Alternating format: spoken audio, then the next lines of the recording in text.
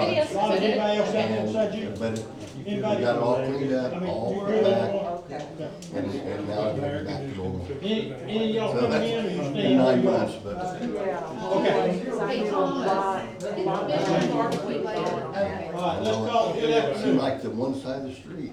Let's call the almost meeting to all of order, it please.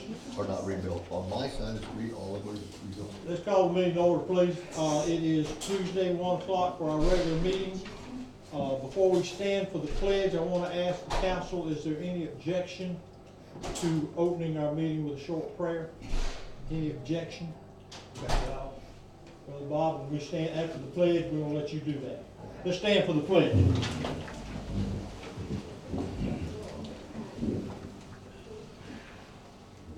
Pledge allegiance to the flag of the United States of America and to the republic for which it stands, one nation, under God, indivisible, with liberty and justice for all.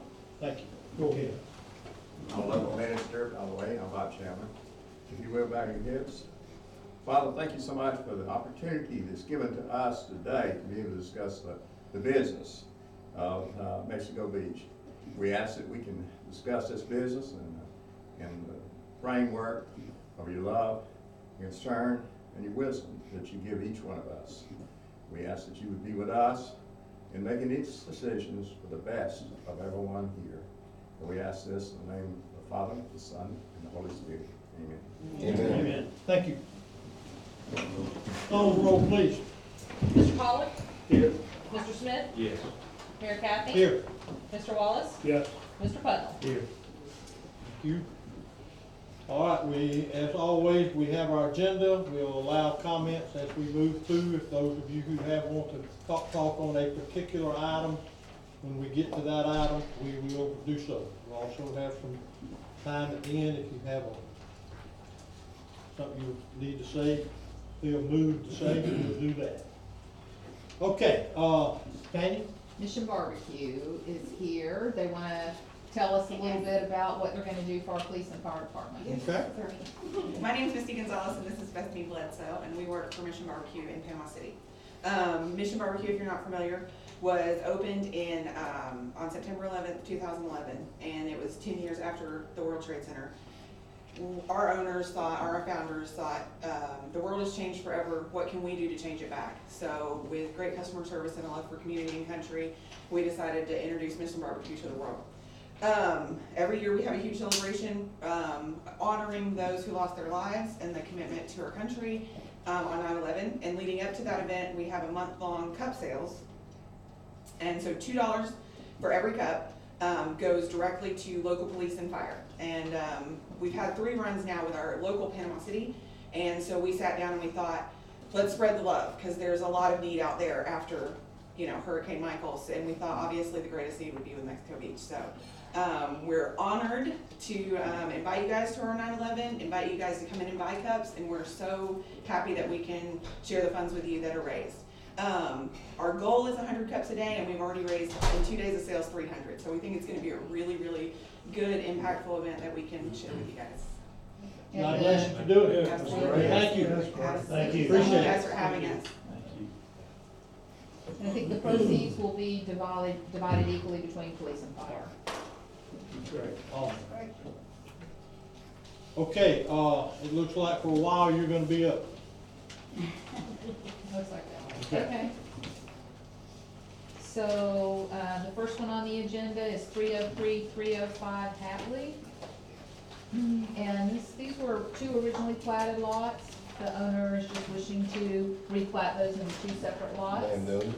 And, We're gonna let you give us, unless I'll open the public hearing first, or either you can give us sort of just a brief background, then I'll open the public. okay, this one is pretty straightforward, in your report. It was 2 originally platted lots. They were combined now, with 1 structure. And now the owner wants to replat those back to 2 lots. They meet the size, the replatted lots would meet the size of the other lots on Hatley. And so staff does recommend approval of this replat request. All right, Chair will open the public hearing for comments on the, request for 303, 305 Hatley Drive. Anyone that wishes to speak, just identify yourself. I'm the owner, at 305, Jerry Blosser. We're dividing, we wanna put it back like it was so we can sell that lot. Need to pay my FEMA loan off. That's what it's all about. That's in a nutshell.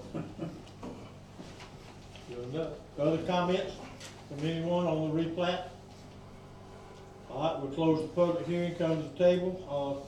Comments and or questions? I have one. All right, I noticed that the lots were previously put in the same deed together, but has the city taken any action to combine those lots before? Because if not, they still are two separate lots. And I don't know that there really needs to be any action to that. We couldn't really find records either way, Okay. so we thought the best way is just to go through the process. And there's nothing built on the lots you want to sell, right? What's that? There's nothing built, No, it's vacant lot. it's totally vacant. Yes. Okay. is the house, is there a house on one lot? Is it- On my lot, on the one I live in. Is it within the setbacks of the required for the, I mean, they didn't use that lot, the vacant lot, to expand the footprint of the house? I don't No. think so. Both lots are identical, 88 by 105 long, and no part of my property or my house is on It them. infringes in the setbacks? Right. Do we know that? We'll verify that. And you can, I mean, make that's, your approval because there are based on times when that. those lots were combined, the reason for combining them was to allow a house, one house to be built. But if it Yeah. hasn't been confirmed, I think we should confirm that. We will, and the way that I was able to look at it, it looks like it was for tax purposes, pretty Yeah, I think much. so. And it may be, I'm just saying that as long We'll as it's verify. not an infringement, then, all right, any other comments / questions? Chair will entertain a motion. Make a motion, we approve the replat of 303, 305 Hatley Drive under conditions that is meets the setbacks. Does that sound good? Well, I think we all know what you mean. That's close enough for me. Second. We have a motion and a second. Further comments / discussion? Call the roll. Mr. Pollock? Yes. Mr. Smith? Yes. Mr. Cavney? Yes. Mr. Wallace? Yes. Mr. Putnam? Yes. Okay. Moving on, Tanya, please. The next one says it's a replat, but and they use the replat application, it's actually a lot split. There is currently, find my report here. There's a duplex on this lot, and the owners are wishing to, divide the lot so that they could build 2 individual lots. The majority of the surrounding lots are of smaller size as the undivided lot.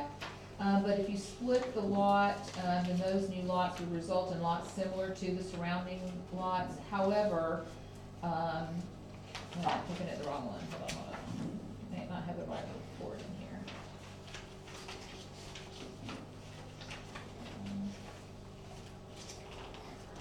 I don't have the report in my packet. Anyways, it is, they're wanting to split a lot, thank you, Jenny.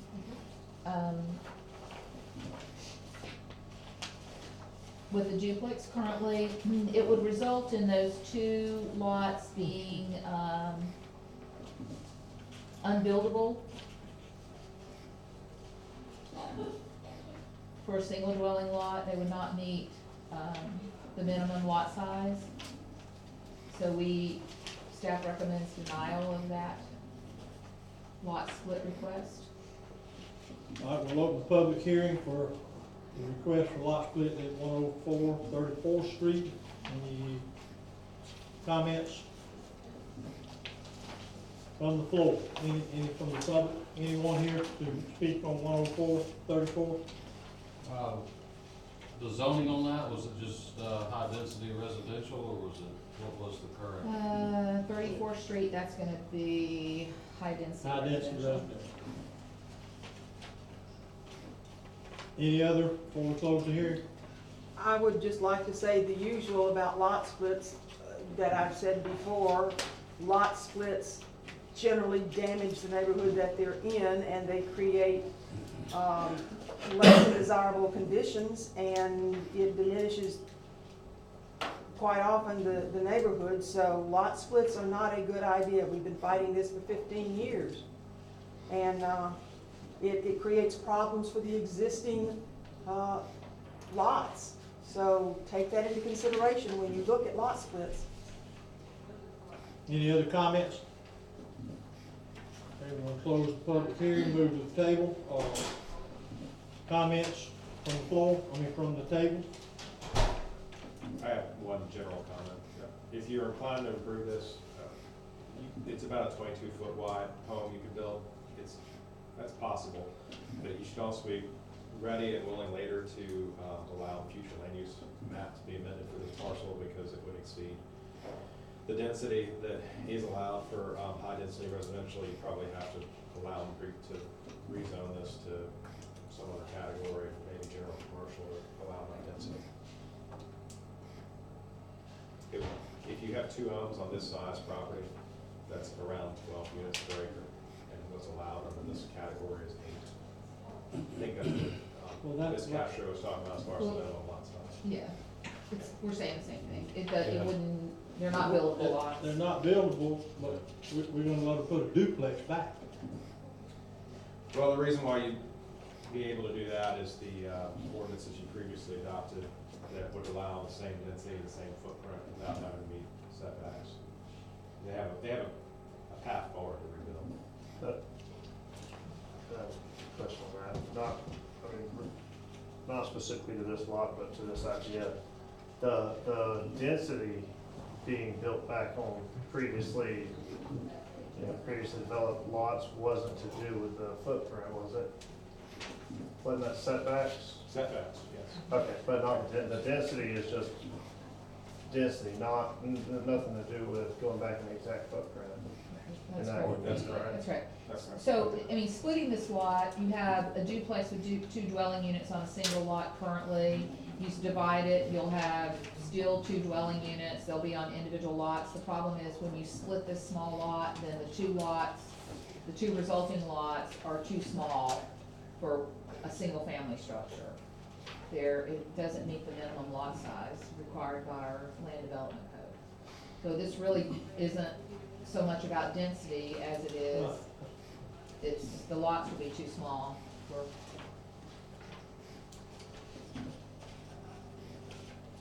They're similar concepts. You determine the minimum lot size when you look at the densities, so they're related. But it's the same. They're it's the related, same but topic. my point is that if you leave it like it is, you're still gonna put 2 dwelling units on the same square footage of properties. That's not changing. They're gonna be connected, or they're gonna be They're separated. separate. I understand the lot size is reduced. Yeah. I understand. Yeah, they're separate. They're gonna be 2 separate structures. That's correct. What's the downside of that? I think the downside is we set a precedent for future lots, anyone who maybe didn't have a home that was destroyed, and they just, Yeah, they have that's a different. small This home lot. was destroyed. I understand, I'm just telling That's you different. our concern. If you use the same criteria, there was a duplex there, it's gone. We're gonna let them put 2 structures back. If there was never a house here, that's a totally different scenario. In my opinion, Right, the variances that we've reviewed so far, they're meeting all setbacks. They're meeting, they're not asking to go from a conforming to now a non-conforming structure. And both of these would now become non-conforming structures. because of the lot size. Yes. They meet all the setbacks.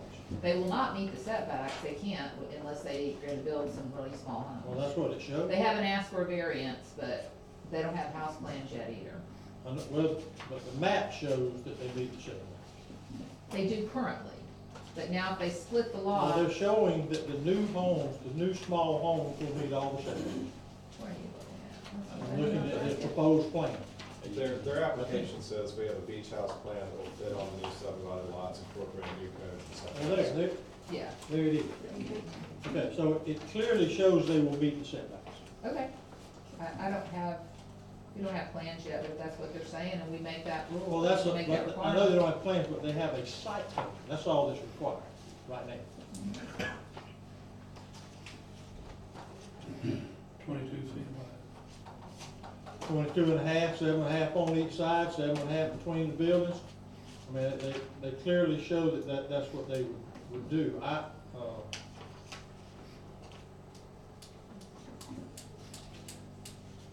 I'm not into this precedent. I'm into whatever fits the best for this situation. When there was an existing duplex there, we're gonna let them put a duplex back?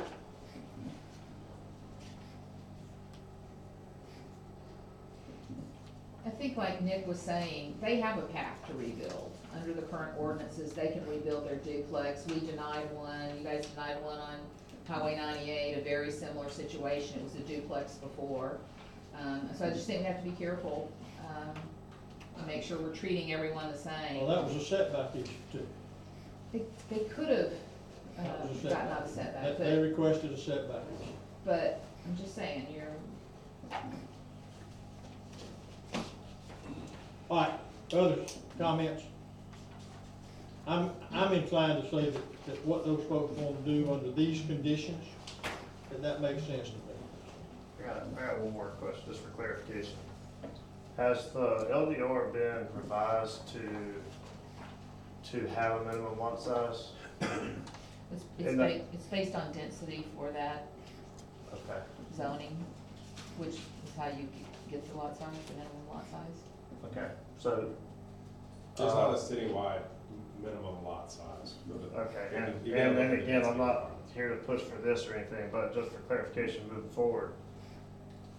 Was that not approved with the ordinance to go back with that density within the same original lot size? They could go back to the density on that lot. So, yeah, they could rebuild a duplex on that lot.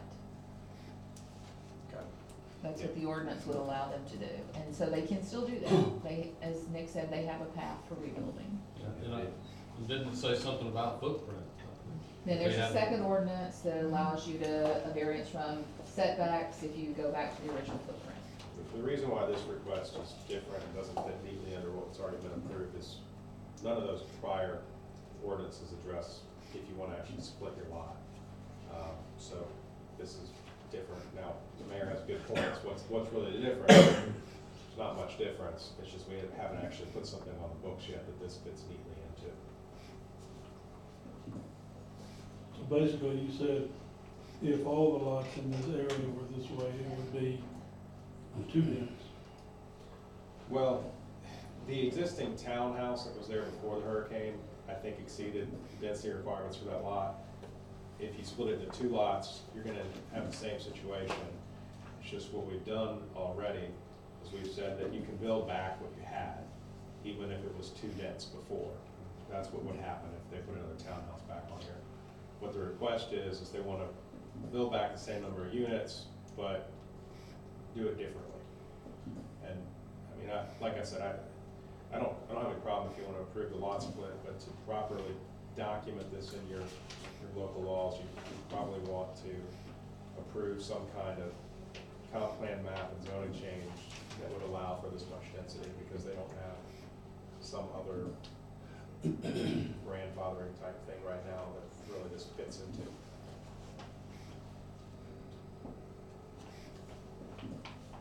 Well, one of the problems I got is making the lots smaller than the other lots in the area.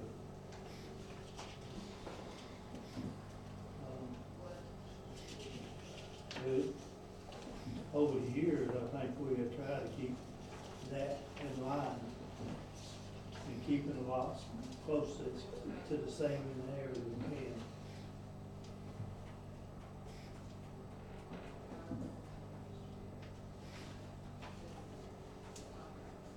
But they could build a house on the 22 and a half foot if they, instead of splitting them, they could.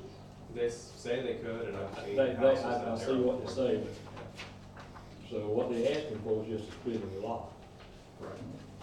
They're not asking right now for any kind of setback variance or anything like that.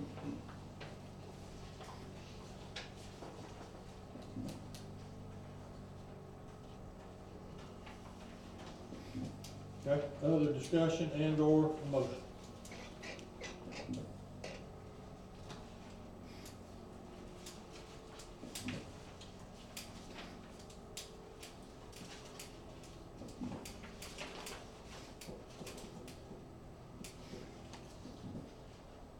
We speak up.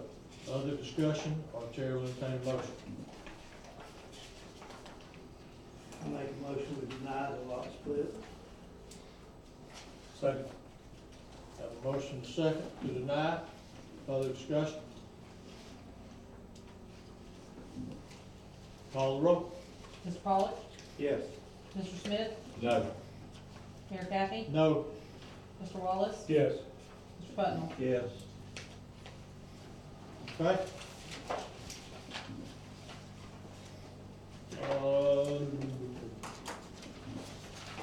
11839th Street. Okay, 11839th Street. This is a large, single lot, and the owner is requesting to divide, into two single lots. The concern I had, and I don't know if someone's here representing the owners, in planning and zoning, they have the same issue, with what they're wanting to do is they're wanting to not split the lots, equally. They're wanting one large lot and one very small lot. And we have the same issue. The small lot would be much smaller than the surrounding lots. And again, it wouldn't be a buildable lot under our current high density residential zoning. They were, after planning and zoning, they were gonna go back and re-tweak it and increase that small lot size to make it buildable, and have you received anything back from them? I have not. So if they're not here today, we may wanna either make a decision on the current Okay. plan or put it on hold, whatever you guys. Let's open the public hearing for 11839th Street. Is anybody here to speak on that request? 11839th Street. Okay, close the public hearing. I think we should act on what we have before us.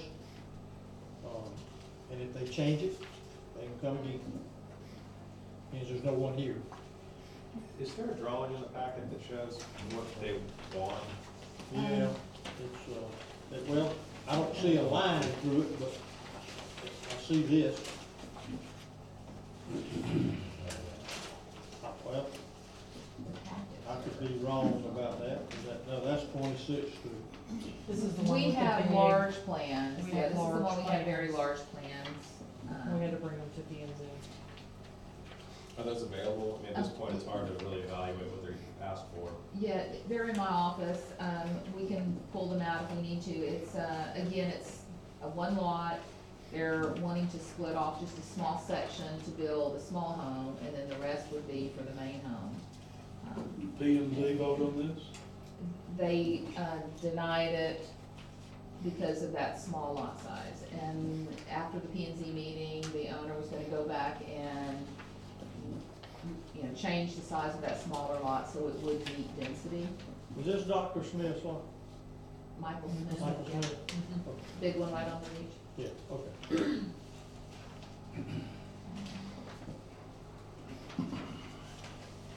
Well, then, no, what I have, Nick, is not that. We don't have a quote site plan. Just the big drawing. Okay. But a small lot would not be Correct. buildable.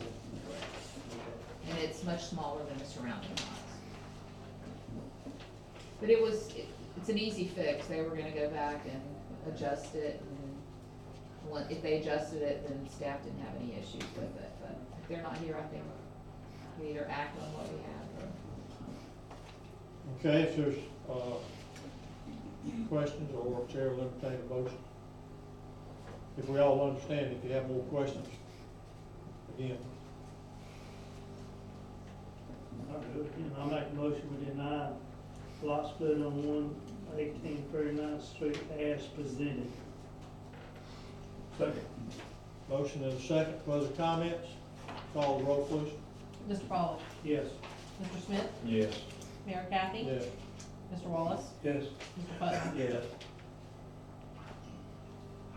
Okay, 2503, Highway Unit D. Okay, this next one is a variance. They're requesting a west side setback of 6 feet, in order to install an elevator. The Planning and Zoning Board approved denial of this one. If you look at our standards for, approving a variance, it's a hardship of the land, not a hardship of the individual. And there are other ways that the owner could incorporate the elevator without encroaching into the setback.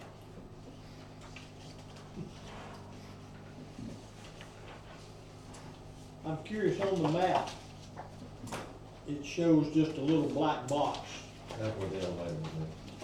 Okay, and that is the extent, does it have a roof, does it have is it like a dumbwaiter, is it a? It's just a box, like a 5x5 box with a 4-foot elevator in it, and just goes from there, Okay. top to bottom. And Nick looked at it even further from an ADA compliant issue with an elevator and a disability. Nick, I don't know if you want to. Sure. There was a suggestion at some point before this meeting, that maybe the city needs to approve this because of disability and elderly considerations. That doesn't look to be the case. I will get some law on it. It's your prerogative to approve it if you want, but, I agree with the planning board's analysis. This is not really so much a hardship of the property, it's more of the use that is wanting to be used. Also, this, the setback on this, it's worth noting, it's not a setback like next to somebody's yard. It would be very close to the right of way if this was installed. So it's a setback right along the street. I'm Steve Mathis, my wife Val over there, and this is our son Dale, who happens to be up in this area for right now. He's the president of the Florida Floodplain Managers Association. Just happened to be giving a seminar, and he came with us. But I disagree with what was said earlier, that we have explored every possible avenue to put this elevator in other areas. The front and the back, the only place would be able to put it would be inside the decks, and each deck on the sleeping floors open into a bedroom. Well, if somebody comes in late one night and he wants to come in the house, he's gotta come through somebody's sleeping quarters, which that's not the best in the world. But that's the front and the back, so we can't put it on the front and the back. We explored the possibility of going up through the house a few places, and structurally, I guess it's one reason the place is still standing. There's a lot of huge structures in there that, in every area that we could go through, a huge structure is gonna have to be cut, and we don't wanna do that, of course. So that leaves only one spot, which is ideal, because every landing is above each other in that location. And, of course, I'd like to continue to enjoy Mexico Beach in my shape. May not be able to if I gotta climb those stairs, but that's irrelevant as far as y'all are concerned. I know, but based on what's been said, I don't know, Dale, if you've got anything he's looked at all the codes and things, but, I don't know if there's anything else you need to add or would like to add. Well, I was gonna wait on them, but, so any other questions? I'll tell you what, did we do the public hearing, or did I scratch that? Did I skip that? I skipped that? Oh, dang it, Nick. All right, here, let's retract and go back to the opening the public hearing. We just heard from this gentleman. Are there others that want to comment during the public hearing session of the request for variance at 205? 2503 Highway 98. Yes, sir, Mayor Kathy. Yes. Dale Schwalls, these are my parents. Okay? I had a couple questions regarding the setback. Current setback off of 26th Street is, per the code, 7.5 feet is the requirement, correct? Side setback is 7.5 feet. Okay. It is a corner lot, correct? Yes, ma'am. Corner And- setbacks are different. Yes, ma'am, I saw that was 10 feet, right? Corner setback is 10 feet? 12 feet, because he is in, tourist commercial, I believe. Okay. So at the location of this elevator, it's wanting to change the 7.5 feet off 26th Street. Reduce it to how much? It would be 12 feet, reducing it by 6 feet. Okay, so the elevator's within the corner? Because in the tables of the code, it mentioned that at the corner, there was a setback, and then on the side streets. So my interpretation, me reading the code, was, it looked like the setback changes from the corner to the side street. Yeah, there's no side street setback, it's the side of your lot. There's no side street setback, it's just corner, front, rear, side of your lot. Yes, the side setback on this is, it appeared to be 7.5, but you're saying it's 12? If he's on a corner, Yes, it's 12, Okay, and so this would reduce that to 6? correct. Okay. Can I ask the intent of that setback? I couldn't find the context for that setback of that lot on 26th Street being 12 feet. Is it for I mean, aesthetics or? It's for lighting, I mean, It's for several things. several things, yeah. I mean, all corner lots are set back so that the house doesn't sit out where it blocks the view of the street, of those coming up the street. Gotcha. Okay. And it aligns more, when you turn on that street, the homes are more aligned in the same distance from the road. Okay. That's what I assumed. I just wanted to make sure. Yeah, the alternative would be to apply the front setback on both sides, because there's a street on both sides. This is a little more lenient than that. Well, so, yeah, looking at the property-specific needs, as my dad said, putting the elevator on the front or the back will not work. And then coming up through the structure is gonna actually would cause some modification of the structural support of the structure. So, per the assessment of needing it to be a building, a property-specific reason for the variance, this seems to meet that intent there. Because the only spot to put this would be on the side by 26th Street. There's not another location to put the elevator. There's a porch on the house, isn't there a porch on the house? There's a porch on the front and the back, and there's bedrooms on both sides, so the elevator would open up into the bedrooms if it was on the front or the back. Now, measuring from the 26th Street to the house is 25 feet. I don't see where we get to 12 feet from. They're asking for an encroachment in the setbacks of 6 feet. That would tell me that the elevator's gonna That's be 18 feet in from the road. 6 feet. Is that from the asphalt or from the edge of the right of way? From the asphalt to the house is 26 feet by measure. You said it's 20 feet. Yeah, because there's probably a hefty right of way in that There area. is. But, So this would still give a distance of 20 feet from the edge of the elevator to the asphalt. Yeah, but we're not worried about the asphalt. we don't measure that. We're worried about your property, where your property lines are. Now, this shows 10 feet. Am I reading this? Is it It's, currently? it's 12 feet is what the LDR says, and we've been working to clean that up, and that, the adopted one is. Okay. But it should be 12 for that wide and high. How long have y'all owned the house? Since 2015. 2015.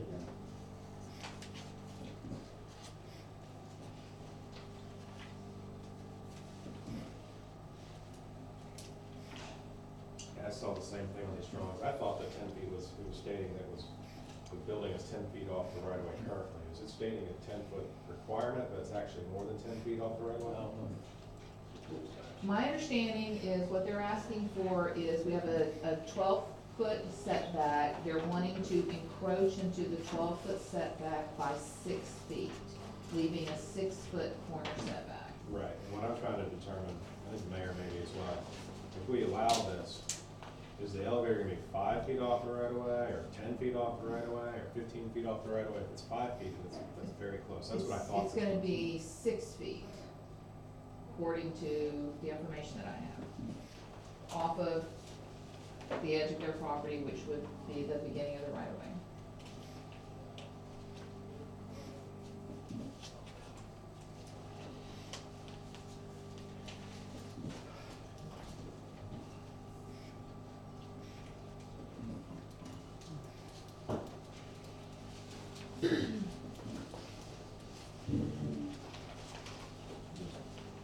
This is your unit.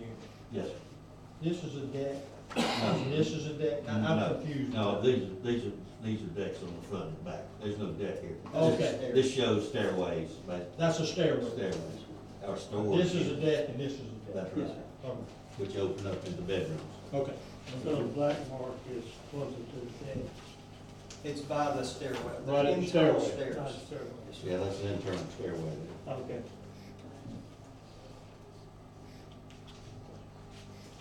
The actual structure, from what I understand,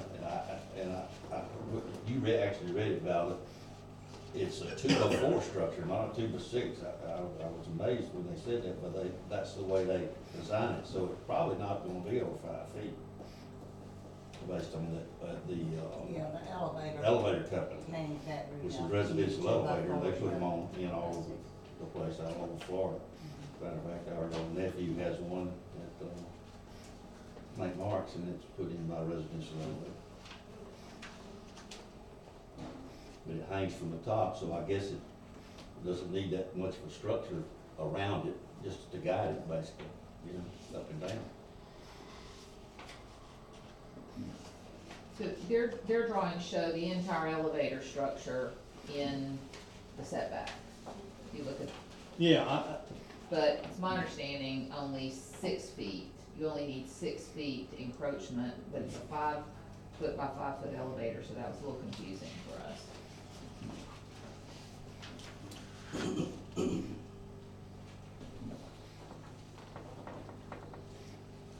And a couple of comments that came up at the P and Z meeting, one of the P and Z members had stated that their father had applied for a variance for an elevator and was denied. I think there was another one mentioned, at the P and Z meeting, so it just, again, it's just setting a precedent. The elevator's on 26th Street. Yeah. That's right. And 26th Street is, 100-yard long street. It's not very many places on that street, and we don't have traffic on the street. In other words, it's just residents. There's no place for people to come down in the park and go to the beach. So I just had a question, so your current side setback on your survey is 10 feet? I mean, on a true survey, do you know that? I don't know that for sure. I'm not sure about how the setback works actually, but all I know is it's 26 feet from the edge of the building. that's a new No, material that- number. Yes. You would need a survey, for sure. Well, we have one. It's just that, that's not, I'm not sure what that 10 means. I'm assuming that 10 means it's from there to the wall of the house. Yes, sir. Yeah. So your current side is 10, which I guess is. Okay. And the requirement is like 7.5 or something. The requirement's 12. You're, I don't know how long these have been there, but I have no idea. I need to be I think they were built 2003, I think, so. after the new building code. There you go. So my question on this was, it seemed that this would meet the intent of a property-specific variance, not a resident-specific, because of this side being the only position where the elevator could go. Yeah, that intent theory, it's really tied to the land, it's the size of the lots, the shape of the lot, it's not what's been constructed on it subsequently.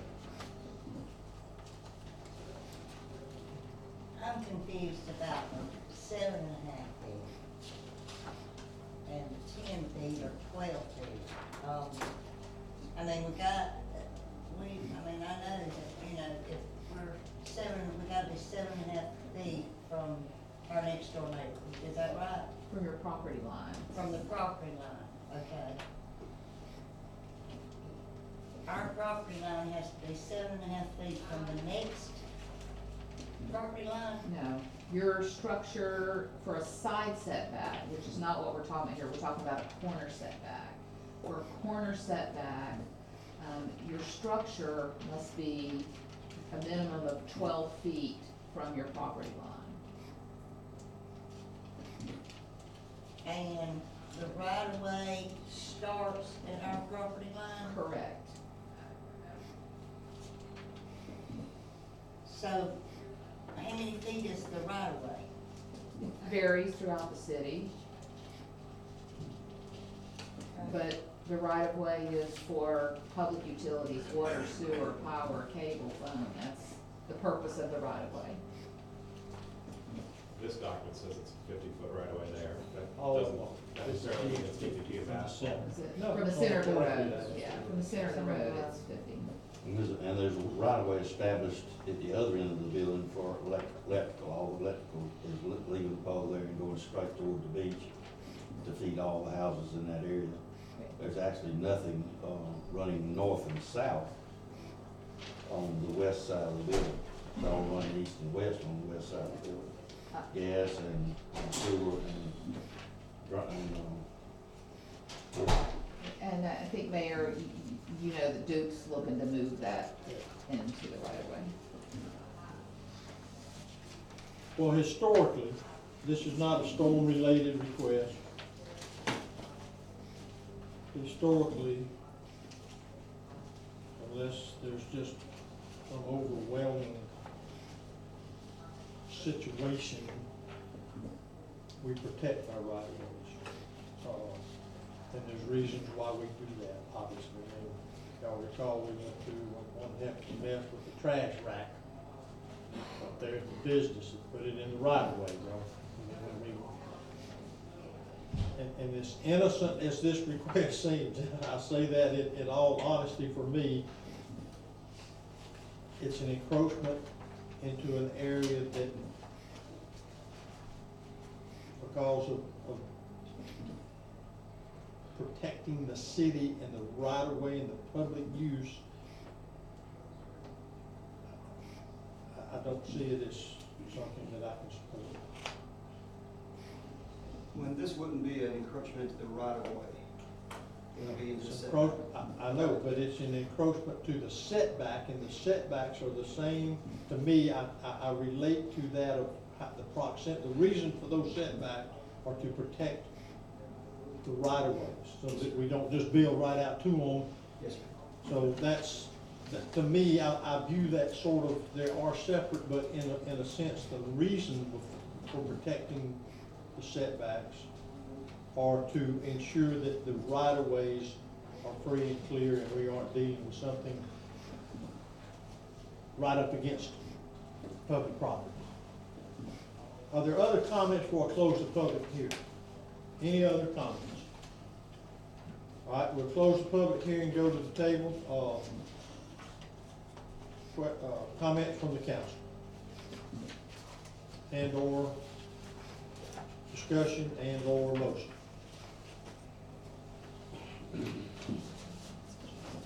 I wish there was a way we could give it, I mean, I'm like the mayor said, to give it. But under conditions, I just, anybody needs it, y'all do. And looking at that, I realized right there at the corner where the deck is, we have one. Can one be put in that deck area, even though you have to close the windows up? anything's put in the deck area, the person getting off the elevator would have to access the house off that deck, which is in a bedroom. That's the whole issue. the third and the fourth floor, they're open-ended bedrooms. Yeah, there's bedroom front and back on the third and fourth floor for the sleeping. Well, that's an internal stairwell on that side where that elevator's drawn down. Front is. I was confused about, but that is an internal stairwell that they're opening to. That front and rear decks open strictly into the house. You can't get to that stairwell. Are the stairwells gonna stay? Yeah. Either way, elevator, no elevator, they'll stay. You could put a sign up, the only person to use it's you, and still have access. Well, I'm really confused about where the lot line was compared to where the road is. Although you would think, okay, 12 feet of the road, but it's not, it's 12 feet. 12 feet from the property line. Yes, right.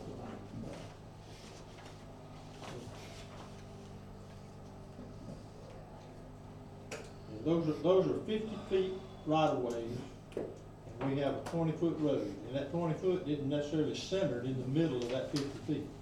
Don't look like it. It could be.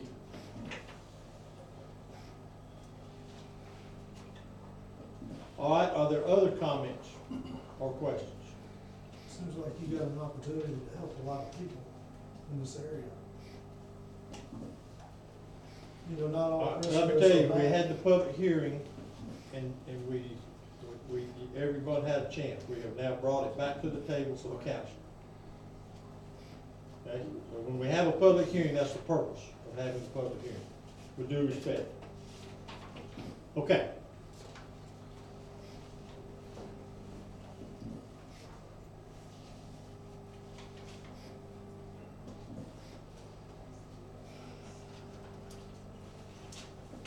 All right, what do we want to do? Make a motion to deny variance on 2503 Highway 98.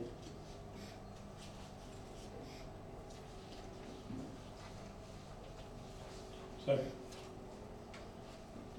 We have a motion and a second to deny. Is there further discussion? Call the roll, please. Mr. Pollak? No. Mr. Smith?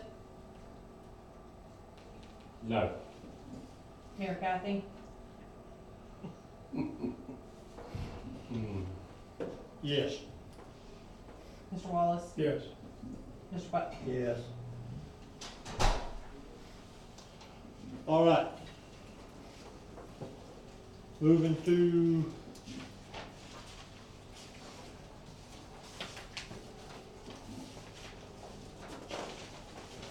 listing of La La Lane lots.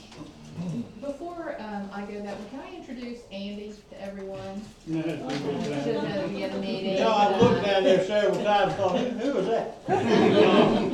I apologize. Yes, why don't we do that? This is Andy Anderson, your new city administrator. He's here transitioning, and he will begin August 26th is your first official day. First full day. So if you want to Welcome say- aboard, and excuse my lack of recognizing you properly. I'm glad you were able to come and be with us this week. No problem. Thank you. Moving on. Okay, La La Lane, you have two listing agreements from Zach Childs to list the two lots on La La Lane. Just need your agreement on a couple of things. One is the listing price.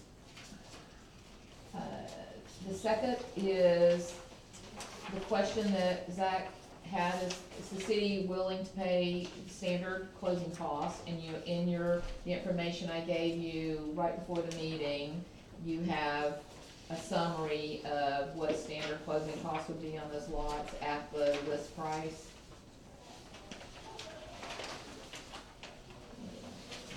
And then the third thing is I need to talk to you a little bit about removing the concrete on the one lot. The city doesn't have the equipment to remove that concrete. It's pretty deep. We looked at it. We've got to go down a minimum of I think he said 12 feet cut that concrete. We got a price from Mark Garrison, it's about $5,600 to remove it. Just wanna know your thoughts on what you would like to do with that. Zach doesn't wanna list the lot, that particular lot, until it's removed. He just feels like that would be in our best interest, because that's scary for a seller, for a buyer, when you see that. Did you say 12 feet? That's what she Yeah. said. They've gotta go down pretty deep. Thomas, did you talk? The water wells used to be there, you gotta dig it down so many feet and cut and cap. The well's already capped, but you have to dig down so many feet and cut it.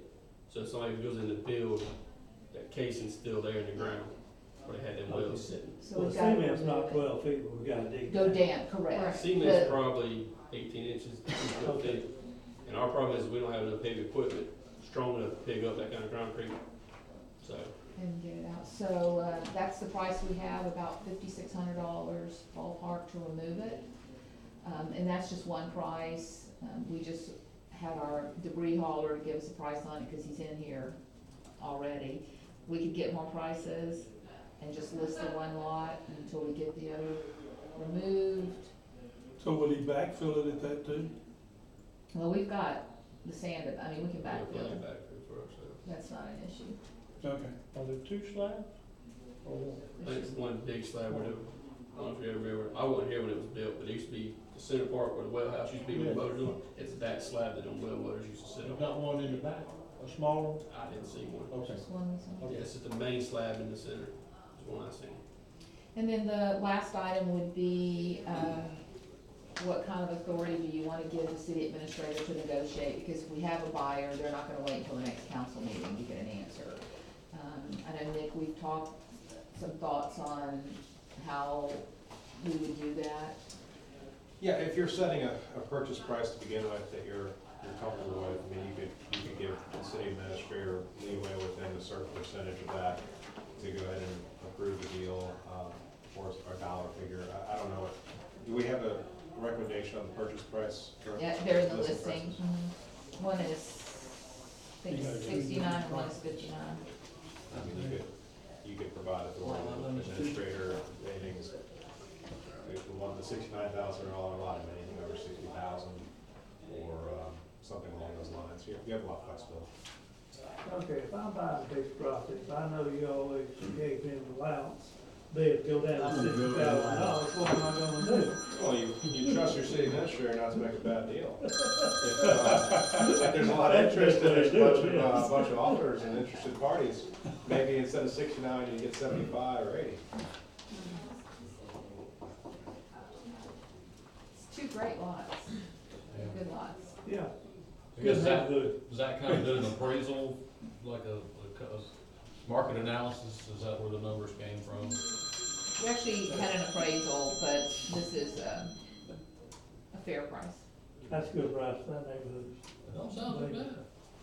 Yeah. Sounds reasonable to me. So, of course, Tanya, that's we with the cement. need to, Agree let on me wrap, we need to decide on a selling price. selling price. And we need to decide on do we expend, I think, for me, I'd like to see us get at least another price for the removal of the Yeah. concrete, not a couple. I mean, that should be pretty easy to do. Yeah. Closing cost, do you wanna play standard closing cost? And then negotiation, so 4 items, price, closing cost, removal of the concrete, and negotiating power for the city administrator. Okay, I'm inclined to leave it at 69.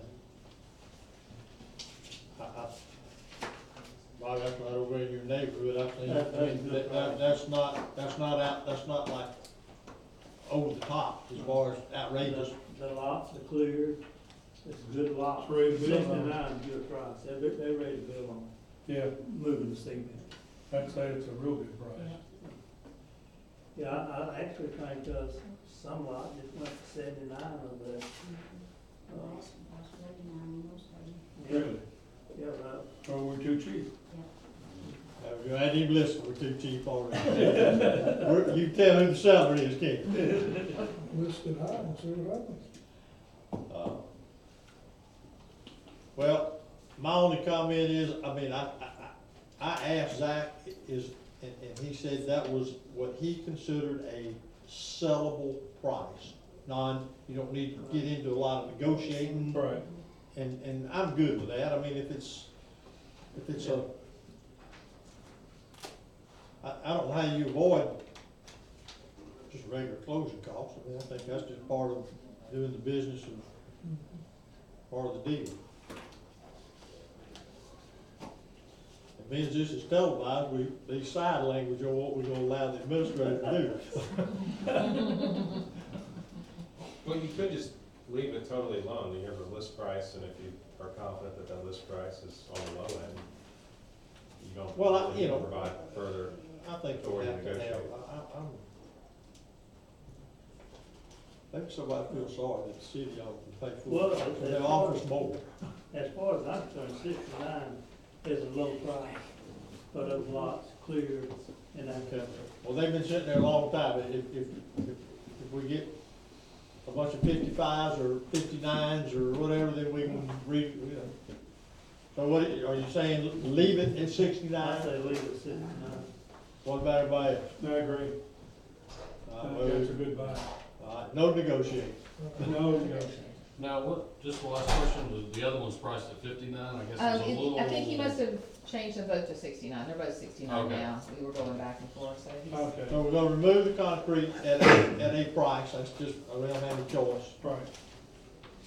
And, you can get a better deal than that, fine. Is that something we'd have to like jackhammer? Or they can't pull that whole thing out of there, It can they? either have to be jackhammer or cut, I don't know. The center of it might not be as thick as the edges, you know, how they pour the outer edge thicker than the center edge. I can get us a big track down here and be able to just bust it up or on ourselves. I mean, that still will cost some money to rent it. Go on the track of it. Well, we can, pull it up. y'all can investigate all that, dig around the edge or something, see what we got. Now, one concern I have is, in doing that, what if we break that pipe? As far as I've been told, it's It's, encased in yeah, concrete, it's it's in still case, it's full concrete. of concrete. It's They got supposed to like- be, but, Yeah, they so got that we don't several need to truckloads. worry, it's supposed to be, that's correct. Well, I do have a call into Florida, Northwest Florida Water Management, that's who DEP told me to contact. Yeah. When we started talking about doing all this, and I have yet to get hold of them, because they don't ever return phone calls, or getting back, every phone. Now, there's a permit on it. Yeah, see, Well, I- there was that much paperwork. Yeah. Yeah, I'm sure I'm stacked paper trail, pretty good size on Unbelievable. that. Oh, That's, consistently, everyone who was here at the time says it was filled with concrete, that's. and it was supposed to be, that's correct, okay. That's what I was. So, is that something, if we sort of just giving you, do we have to motion all that, or we good with just telling them? I would like a motion for authority for staff to spend up to a certain amount of money on the concrete, since we don't have a set price yet, and we wanna get some other quotes, Well- otherwise it may get pushed till next meeting to get that. Well, isn't it gonna fall in, what can you approve? Up to 8, Okay. Okay, but the thing is, always come and tell you guys first. get the so- best deal. Yeah, We'll get the we best already Get got the one best price, so we get a price cheaper and go a bit, no? And we're gonna stay at the 69, and we're gonna approve, on Pay closing closing. costs, we're gonna just go with the standard closing cost. Yeah, maybe. Sound good? Okay, Does that answer, it is that does, it? got Okay. 'em all. Okay,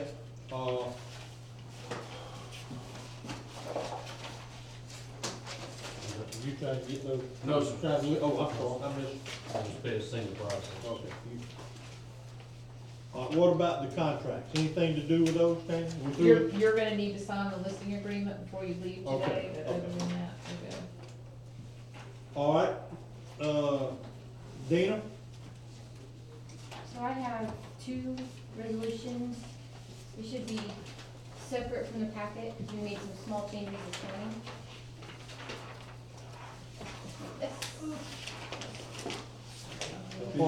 They're part of this stack?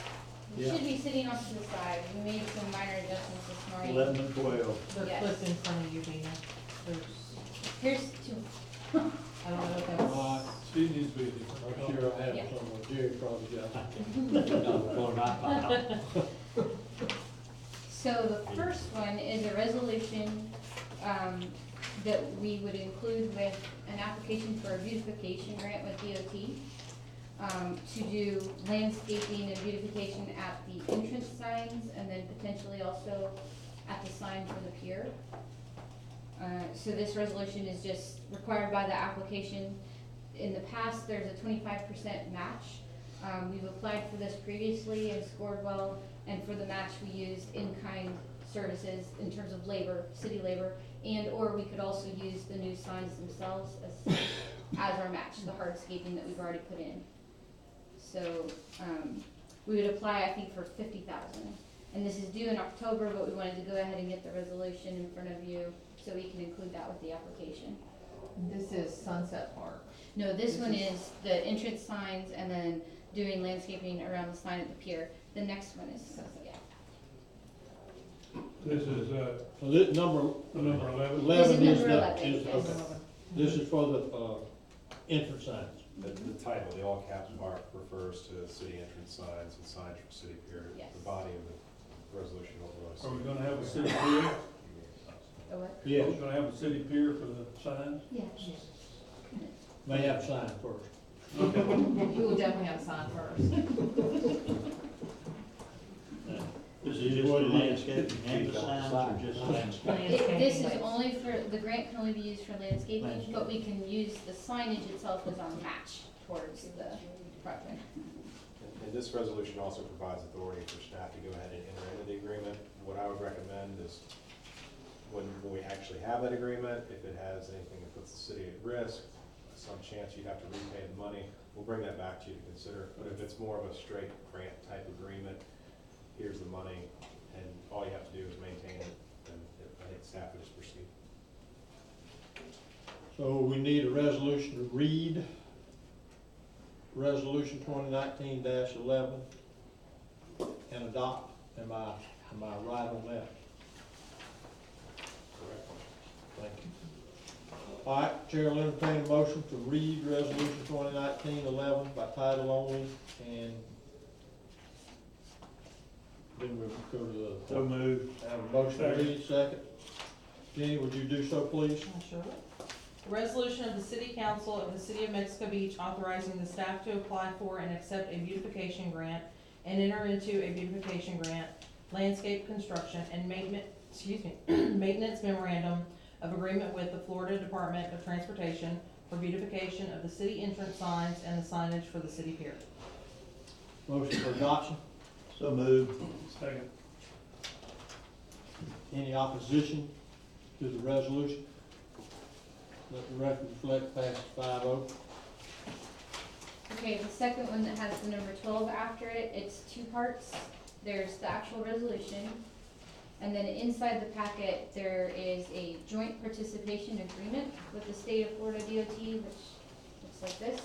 So this is in reference to landscaping at Sunset Park. DOT is offering us $50,000 to do that immediately, as soon as we want to. And then they would reimburse us up to $50,000, no match required. So we needed to bring the agreement before you, but also that agreement requires this resolution to enter into the agreement.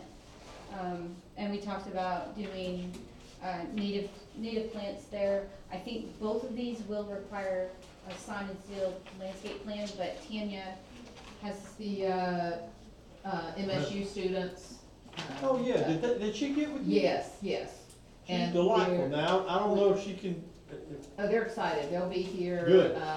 Yeah, they're gonna help us with several projects we'll talk about in just a minute, Okay. but this is one that they can help us with. So we would have that already lined out and could then implement this and then immediately get reimbursed. And the goal was to actually have this done by December. Yeah, we need it for Christmas. what about the Macintosh thing? We were just, we've got the $50,000, so we're just waiting to FEMA complete the damage that's assessment yet. That's separate. Designated For this- Sunset Park. Yeah. So we've got 50 for landscaping, 50 from the Macintosh Foundation to rebuild that pavilion, Okay. restroom area. Have we completed the damage assessment for Sunset Park through FEMA? We're just waiting on FEMA to get through the damage assessment. We'll try to see if we can fast track that one. Yeah, they've done inspections or finishing up the DDs. Haven't done the Did the, in Sunset, did the playground get destroyed? At Sunset? Yeah. Sunset. Playground. You know, my experience with that, did the restroom get destroyed? Yes. Can we move the restroom close to the playground?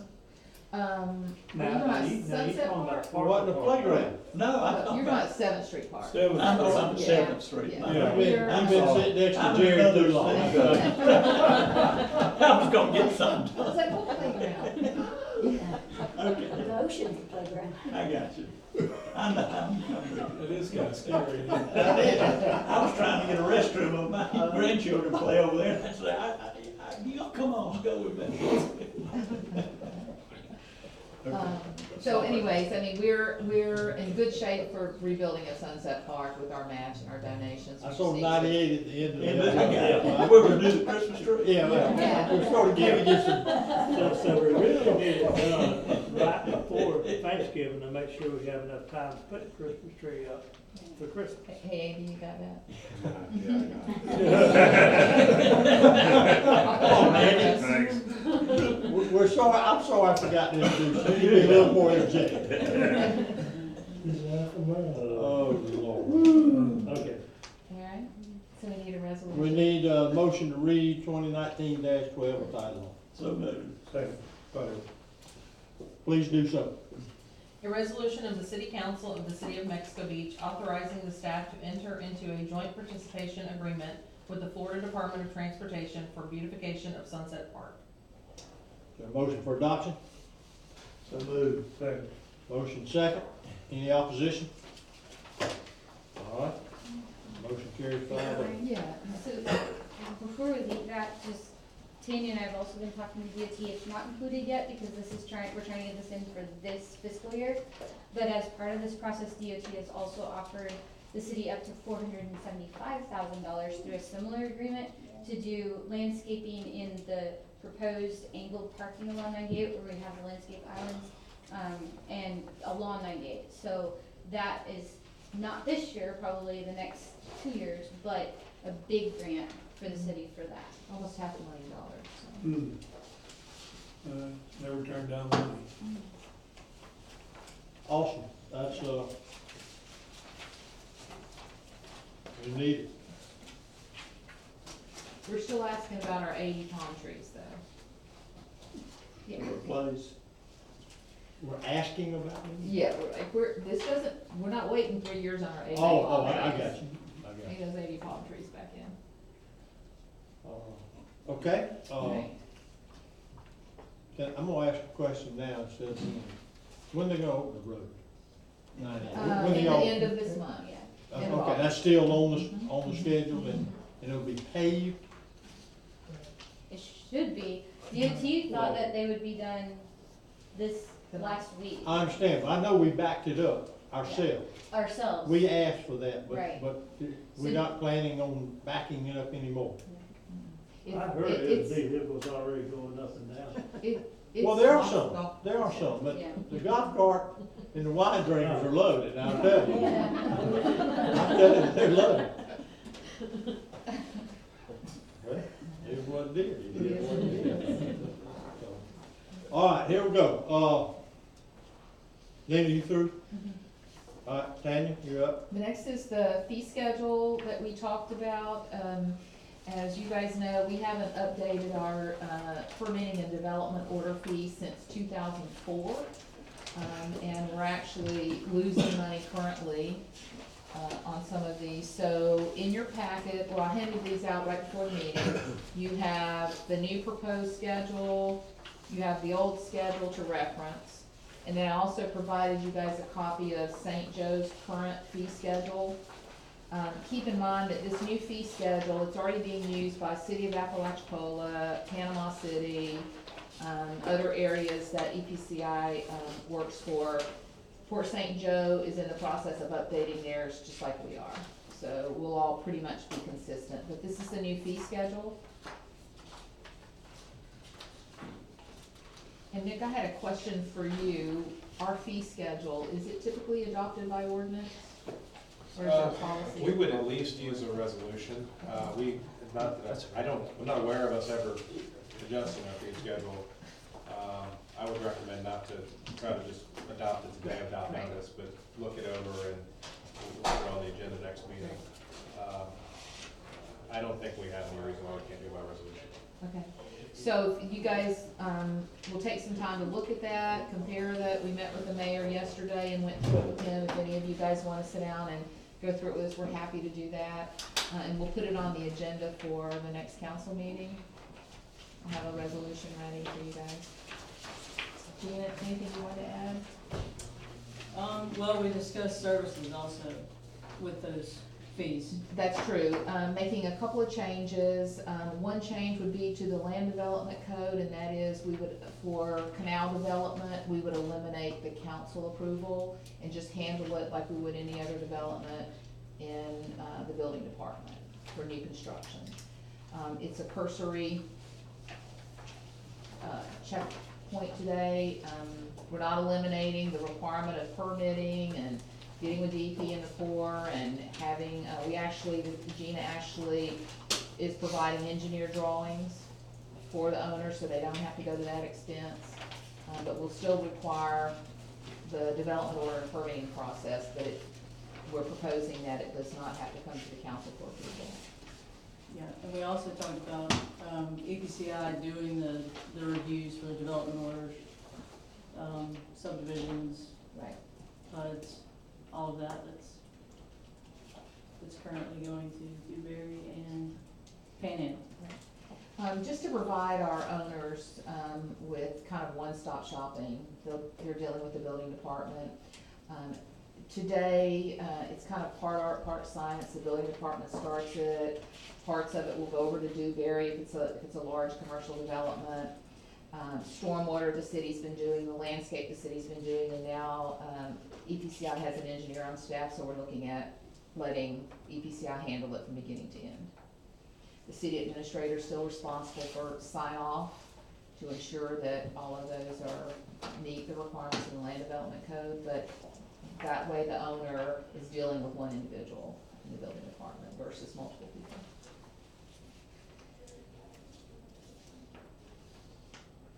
I want to comment on that, and I appreciate, yesterday I'm fine with that, but I do want to say historically, and why I think this is such a grand idea.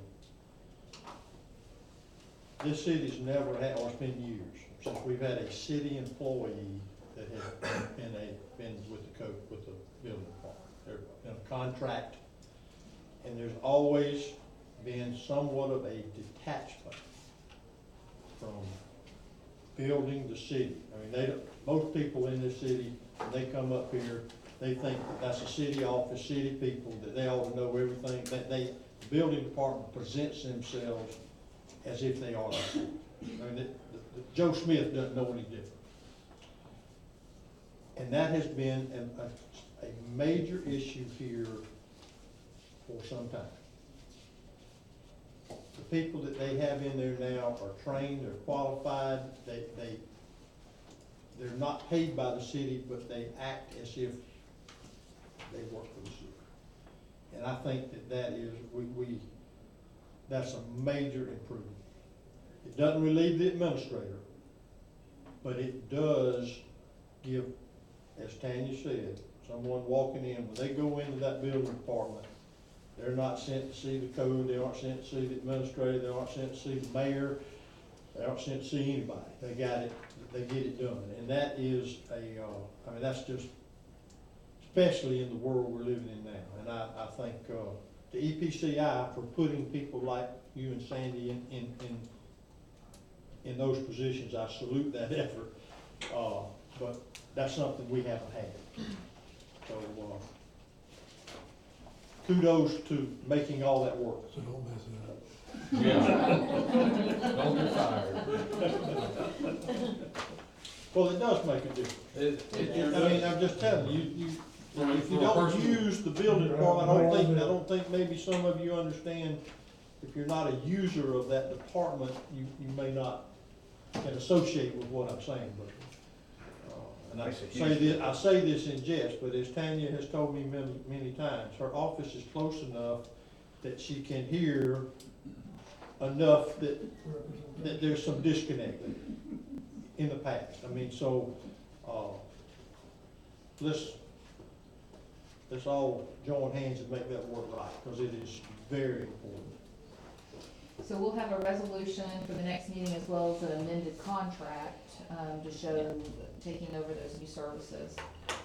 And we'll leave it up to you guys to see what you wanna do. Okay? So we'll review that, and any questions, you got time to ask, if not, we'll put it on the agenda. Okay? The next one, I don't have a task order, yet, but I just wanna kinda talk a little bit about this. It's been probably 3 months ago, Nick and I met with Eisen Russo, that's our monitoring firm. As you guys know, we're, the amount of debris tickets and data that we're trying to reconcile is enormous. So Eisen Russo came back to us and requested an additional up to 20,000, to allow them to hire some data supervisors to help with that quality control. We originally started out that project using an automated system. It didn't work very well because of wireless availability at the time, so we reverted back to paper. So it's been a very labor-intensive process. So I don't have the task order written, but we'll be presenting a task order to increase their contract up to $20,000 to cover that. I don't have it today because they're also asking to increase their not to exceed price overall, because, you know, the dredging has gone longer, debris has gone longer than we expected, and I'm waiting on a final number. They've been going back and forth on that not to exceed number. The number they provided to us last week, Atkins went back and looked at the tickets and the invoices, and that was a reasonable number. We were comfortable with it, and then I got an email yesterday with a different number. So we're asking them to prove in that new number. Once we have both of those items, we'll bring it back to you guys for one document, one signature. But we already had this on the agenda, so I just want to explain to you what that's about. So an additional 20,000 plus just for their monitoring services, that not to exceed is going to go up. What does that give us? They do the monitoring. Well, I know it's they just- do, but I mean, it's what just does the that extra original- money give us? The services that they've been providing, the original, you know, when we set the original not to exceed price, it was based on what we knew at that time. Debris and dredging, and of course, we've been dredging more, we've, you know, pulled more debris than we ever expected to, so it's just their monitoring services. Are we pleased with them? Ooh. Yeah, I mean, let's just lay it out. I mean, I've heard they're, I mean, are they part of the bog dam? Yes. Why the hell are we gonna pay them more money? Well, we have to pay them under the contract. It's for the unit services. price, right? Yeah, it's unit price, so we So- have to pay them for the services. I guess you're heading towards, your alternative would be if you're dissatisfied, you wouldn't wanna increase that, you may have to look at hiring someone else to do the work. Right. We're at the tail end, I know, and I probably, it's too late, I've already said it, so, but it seems to me that we are tolerating, certainly not incompetence, that's not the word, but who should be pushing them? well, we have been pushing them, and I think Aaron Atkins can speak to how they've been pushing them as well. It's a combination of many things, you can't just blame Eisen Russo. But definitely, if we were not this far along, I would have already made a recommendation Okay. to rebid that. And I would say going forward, the lesson learned for me is, don't do one. We need to have multiple monitoring firms under contract, we need to have multiple debris haulers under contract. So that when we do have a disaster, if we have a disaster, you know, we can pick and choose. So I would recommend, we have a 3-year contract with both currently, and I would recommend you guys looking at that to expand those. But we'll bring that back once we have that final number. Okay.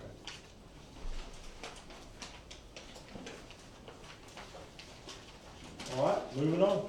Okay, the next one is, Deanie hears me say this all the time, this is, in my opinion, the most exciting project that the city has underway with recovery. and that's our stormwater green space project. We would like to have a special meeting on Monday at 1 PM with the council, to give you an overview, a conceptual overview of where this project stands currently.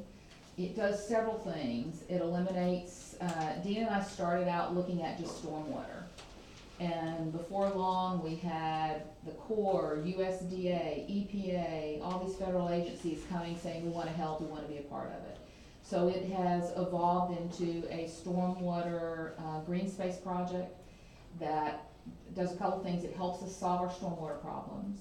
It eliminates the outfall at the 8th Street Canal that falls out, and we end up with that brown water. If you guys remember after the storm. It eliminates that? It eliminates that. If you remember after the storm, DOT had that dammed off so the water, the brown water could get, and how pretty blue and green our water was for weeks and weeks. So it eliminates that outfall, and helps us solve stormwater problems, and it provides for a green space trail corridor from virtually one end of the city to the other. It includes Parker Park, the pier area. I don't want to get too detailed because we're going to give this to you on Monday. And it's just a really exciting project, and the amount of agencies who are here wanting to help us. The architectural, landscape architect students are going to help us do some of the design. Just lots of folks involved. So we have a series of community open houses the 9th and 10th of September. They'll be at the St. Joe Fire Department, and we'll be showcasing and getting public feedback on that big project. And so what we'd like to do on Monday is present it to the council. If there's anything that you guys are adamantly opposed to, we want to be able to pull that out before the open house. So that's the purpose of the meeting on Monday, and they'll need time to react and update the drawings. And then we will have the open house in the 9th and the 10th. We have one in the morning on the 9th, one in the evening on the 10th, so people, whether you work or not, you'll be able to pick one of those, just like the other open houses. They're going to be the same thing at both. You can just pick one to attend. Just a lot of really exciting opportunity in this project. It also includes land acquisition, purchasing land that's currently in the floodplain, and turning that into green space recreational area, and helping with flooding, and it's just a wonderful project. So if you guys are okay with Monday the 19th at 1 for a special meeting, we'll present that to you. And then the other thing I want to mention is. Can we do it not at 1? Is there any way to do it before lunch? I can get back with the Corps to see what time you want to do. Try 11. 11 would be Okay. great. Let me go back and see their schedule. It should be. I've got. I'll let you know. It should be around. I mean, I guess I could, I don't know if I can cancel it now or not, but if we can do it before lunch, that would be awesome. Okay. Unless that interferes with all you guys that don't have anything to do, I don't know. I don't know. I don't want to strain you now. The mayor is on a roll. You need to give you a map where to live. That's fine with me. So anyways, in your packet, I gave you guys the schedule. It's a great project. We have stakeholder meetings with the homeowners associations, with some of the local developers, all the business owners will be invited to a stakeholder meeting for the business owners, just to help them understand what this means for them. It's just a great project. And that leads me to, I handed out a letter, the $10 million letter that you have. I've been reading that. I didn't see 10. It says 3 for the study, and then 7. Well, I am going to outside. Minimum of 7 for the work. So the U.S. Army Corps of Engineers out of Mobile is giving us a $10 million grant. There is no match for the city to help fund this project. And we have, this letter starts the process. There's an agreement that should be in my email by the time we leave this meeting that I'll get to Nick. It's a standard Army Corps agreement. But again, zero match, a minimum of 10 million, and it'll just depend on how the project shakes out, what they're gonna give us, so. So this letter is for the improvements, not just a study? Talks a lot about Correct, study. that's for study and construction. Great. It gets it started. Fine. That's for the mayor. Right, right now. The smiles at this table are priceless. Yeah. So anyways, that, we'll need the mayor to sign that letter, they're waiting on that letter That'd be really to kick good. that. All right, awesome. Yes.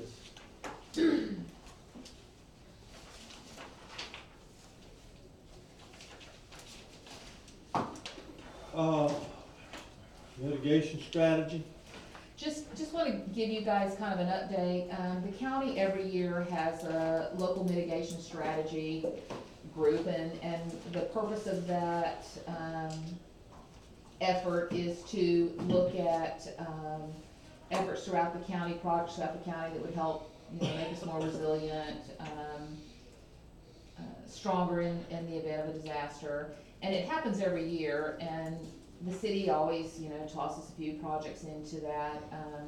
But this year, I think we've learned how important that is, and to make sure we get the right projects in there. So, we have several projects that are on that list that we've submitted. And you're gonna see that we're submitting projects to multiple pockets because we're just looking for funding anywhere and everywhere. So some of these they're gonna sound familiar, but we have 5 projects currently. One is our regional stormwater detention, which is a part of the project we just talked about. So we're looking for money. The state we should know soon, Thomas, how much money the state's gonna It could be in get. 5 minutes or it could be in a week. We don't know. We're not sure. I have no Thomas answer yet. Thomas has been representing the city, along with Dina on this effort. We've got the regional stormwater detention, we have our government complex, our new government complex is on the list, jetty improvements, and our phase 2 wastewater improvements, and I think that's all we have. And the Highway 98 parking. So, the committee has already, completed prioritization of those projects, and looking at what they estimate, the county's going to get, all 5 of our projects are in the range to be funded, to get some type of funding. So if you guys are interested, I can share with you the numbers, but again, just anywhere and everywhere we can find money, and that's just another place. But if you hear about the county's local mitigation strategy, where we are very actively involved in that, and all of our projects are at the top of the list. Is that tomorrow's meeting?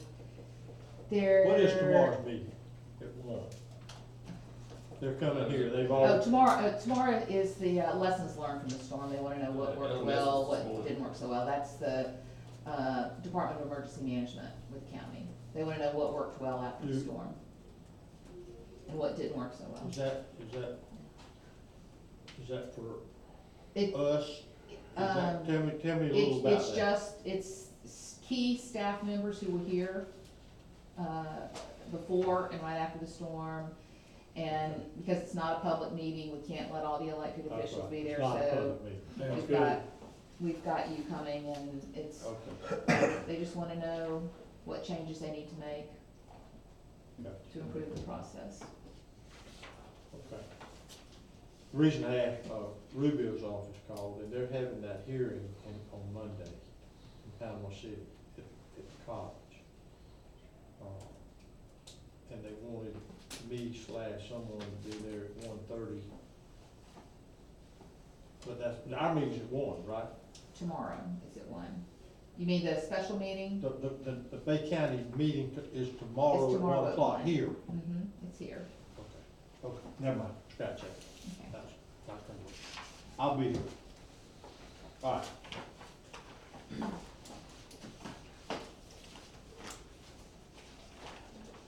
All right, resiliency grant? This is a grant the city applied for, and I'm gonna let Aaron Capps with Atkins. Hey, Aaron, how are you tell us- today? Talk to you guys about the grant. Okay, so some of you might remember in June, it came in when we got our new council members and let y'all know about what Atkins is doing with recovery efforts. And as Tammy said, this was part of it. We're always searching for other ways that we can look either at additional grants or at things that can help cover the match on some of the recovery projects.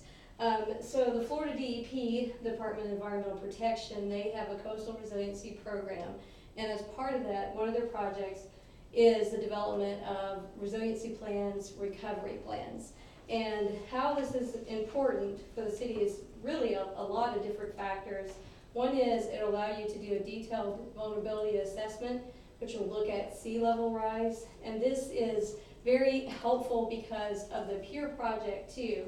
So part of that PEER project, what we have to do on the public assistance side is we're trying to get more money to show the replacement of it and how high the water can go. So this is kind of two birds with one stone, that the part of this assessment will help go to that too. Also, it's just good to have a detailed vulnerability assessment for sea level rise in general. So we'll provide that. That's one of the factors. Also, peril of flood is one of the statutes the city has to address.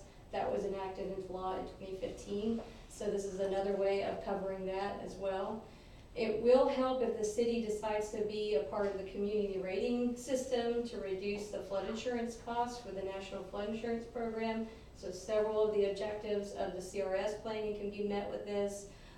In general, a resiliency plan can help you not only plan for a lot of these projects going forward, but it also be a basis for your community development block grants for economic redevelopment. So things that can help businesses. Having this in a plan is going to help prioritize those projects going forward as well.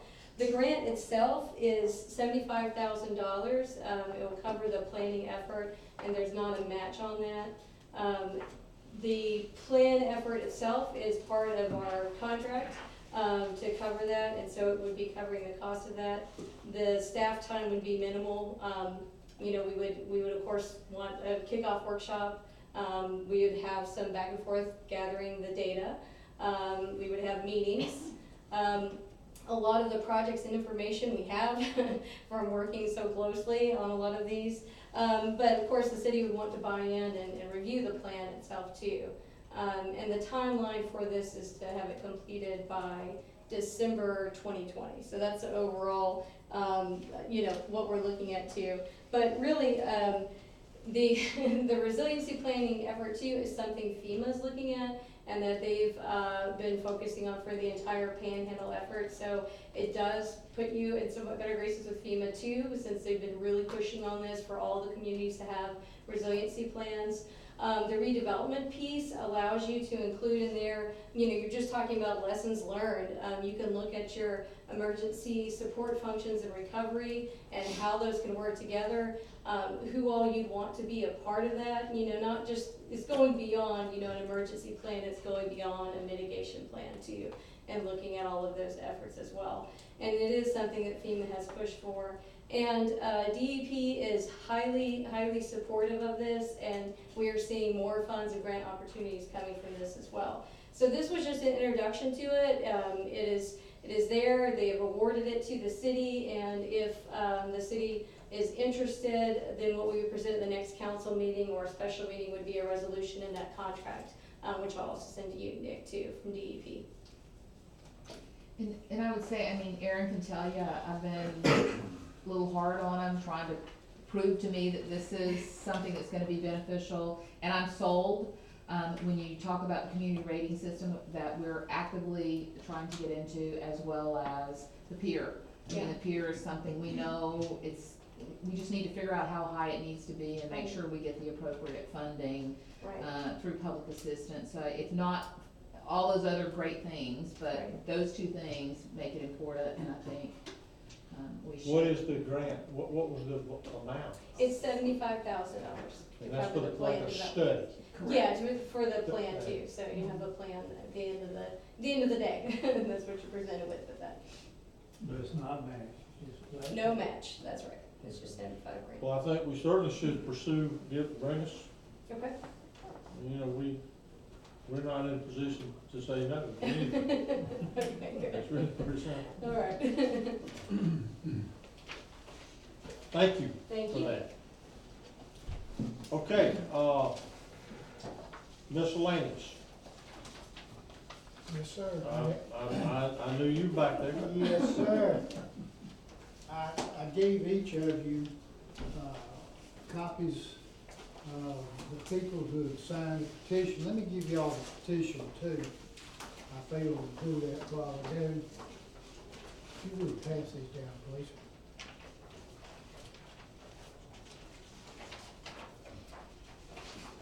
Tanya, you want a copy? There you go. You want this there? Yes, sir. You may. You pass it.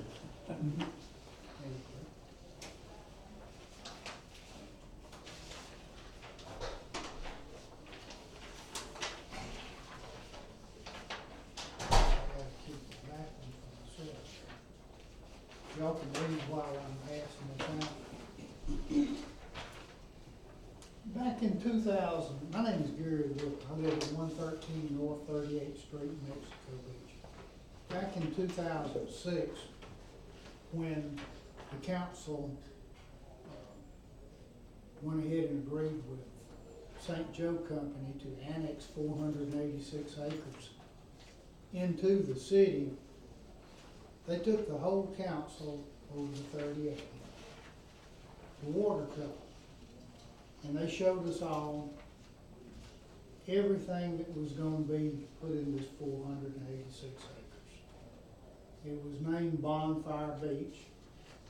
It was gonna be big, beautiful homes with jogging trails like 30 acres over there. And they sold us on it, so we went ahead and annexed it into the city. As y'all all know, times got hard. St. Joe changed from 400 employees to 140. A lot of things they said they were going to do, they didn't do. I won't even go into that. It's in this petition. But we got a petition up, and what you have, there are 366 people from this city and around the city that visited who have signed this petition against increasing the density St. Joe is requesting over here. When they agreed to build Bonfire Beach, it was with a concept becoming to Mexico Beach. Even though right now what they're talking about building is not what they said they were going to build, they would still conform to our rules and regulations concerning it.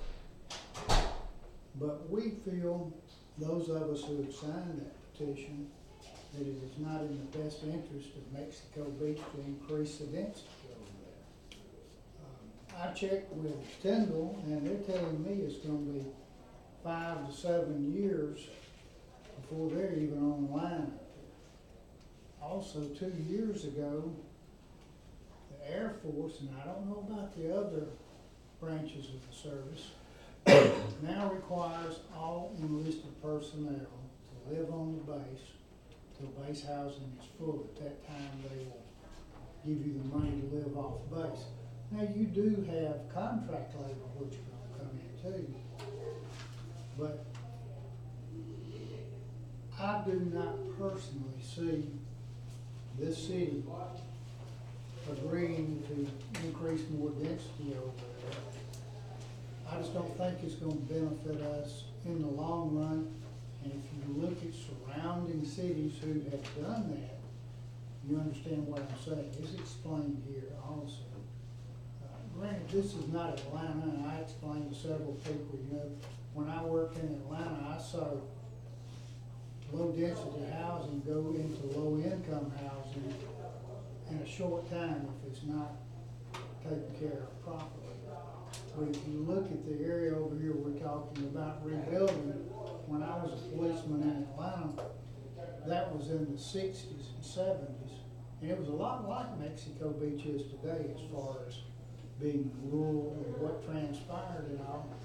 When you've got low income housing or low cost housing, I should refer to this, it turns into low income housing over a period of time. Crime rate goes up.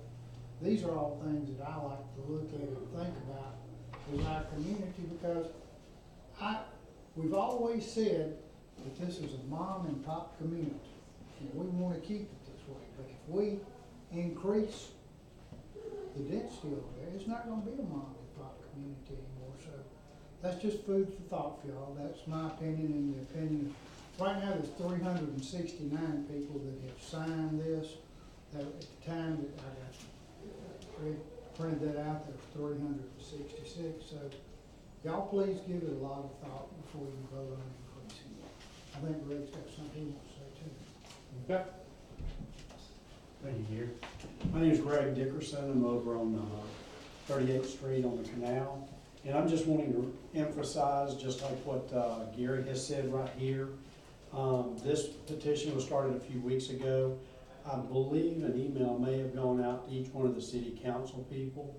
If it didn't, I apologize, but this right here was brought up due to the St. Joe Company coming in and wanting to change the density. That's what we're asking city council to review, is not to increase the density per their request on the St. Joe Company in ordinance number 722. I believe that if what we've already got right now, what's already out there, St. Joe Company comes forward to the city council with some great plans and lays out these plans that includes infrastructure, what all is going on, the plans that are coming up, that this city, we could see, could embrace the existing density that's already been approved and incorporate that into the city and even help us along the way. We know that the growth and everything is going to come over a period of time beyond us rebuilding right now. But again, we're just wanting the city council to reconsider this increase in density that has to do with that ordinance 722.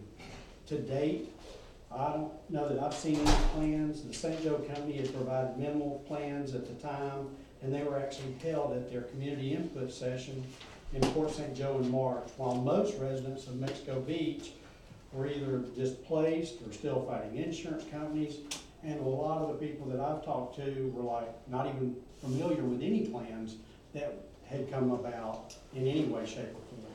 So again, circling back around, we would just ask that the city council please review, and not increase that density from where it is right now, which is, I believe, 750, and they're asking for, I believe, 924 on that increase in density.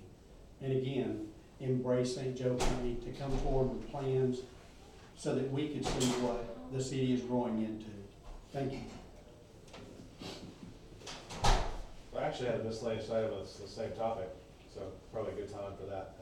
Just an update, the state did send their feedback, no objections, they provided some comments. So we are intending to have the next hearing on this at our next scheduled meeting, not a special meeting, it's the normal meeting in 2 weeks from now. And that's when the city council will either accept or reject the amendment. And just to be conservative under the statutes, normally we do all our meetings at 1 p.m. Some issues, if you're changing the permitted uses on properties, you do one hearing after 5 p.m. I don't really think that applies, but if you want to do your meeting at 1 p.m., just ask for a simple voice vote right now and say, well, we want to do it at 1 p.m. as opposed to doing it later in the afternoon at 5 o'clock.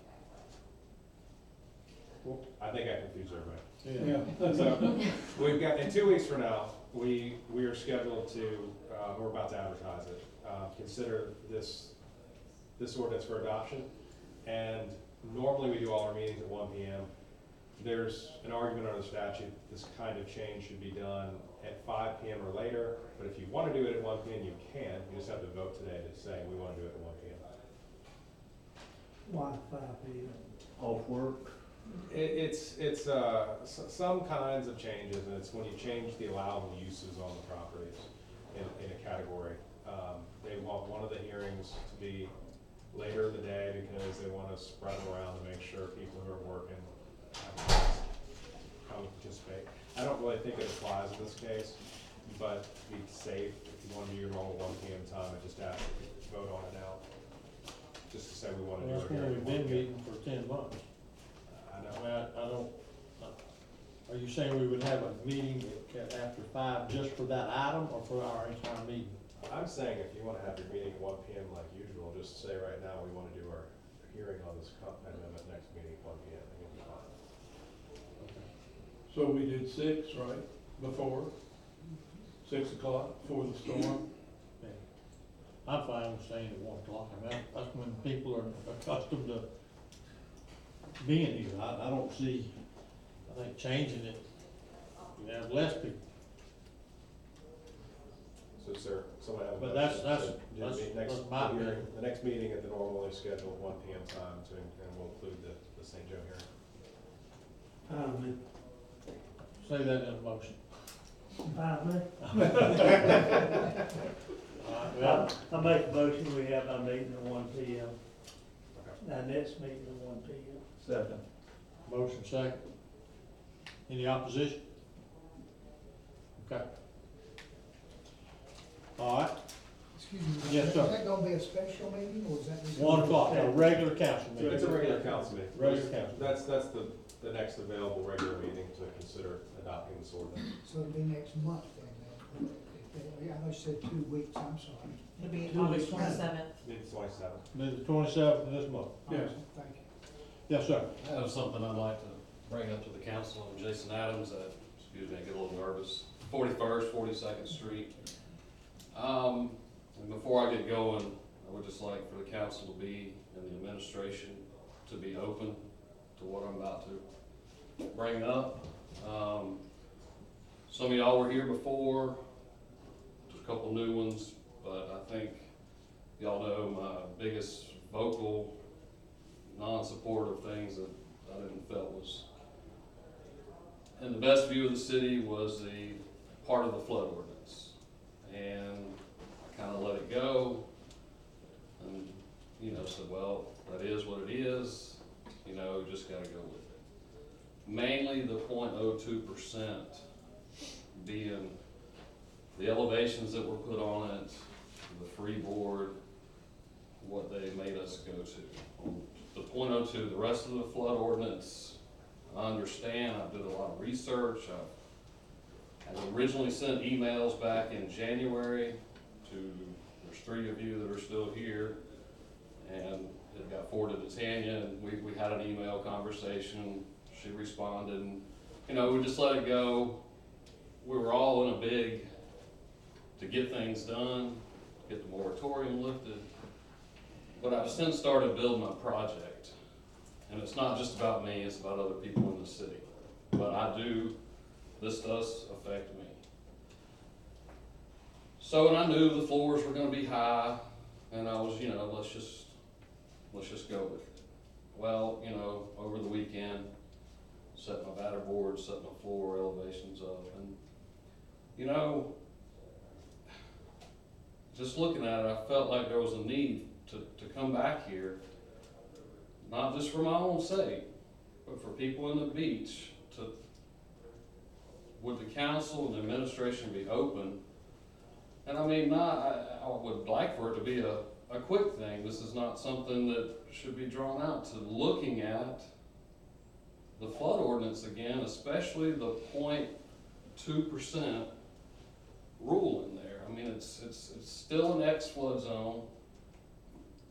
I've done research on the community rating, how all that works, on, how the insurance, the National Flood Insurance Program works, and the benefits, the city, I don't see the city gaining a whole lot of, because if you're in an X flood zone, you're allowed to get preferred flood insurance. FEMA's not backing that insurance. So there is a relative, you could get 5%, it does say in there, if you're not in the NSFA or in the program, you could still get a 5%, but your flood policy is relatively inexpensive because you're in the preferred. It's not a recognized flood zone. And I understand what the city went through, and I've seen the water, and I've seen everything. So I'm trying to keep this short. I could meet with anybody here, the whole group. Go over, what I have. Some of you have seen an email detailing, I think that put it into perspective, but I think this is gonna cause a big burden. That's what I said before, and that's just my opinion. on citizens when they go to rebuild, when they realize what their floors have to be. And I guess the question is, do they technically have to be there? And I can't find that proof except for the city passed an ordinance that we go to these elevations in the .02. And we've actually adopted that even if you're in an AE, which is or VE or whatever, which is a worse flood zone, it's a 100-year event, we're talking about a 5-year, you've still got to build to the 0.2%. And those zones have determined true base flood elevations. So, like I say, try to cut this. I mean, if anybody has any questions for me, cut it short, but I just gotta ask one last time, with the council and the administration, you know, this is we were in an uphill battle, it's just about something that I think we could look back at and, you know, help our people.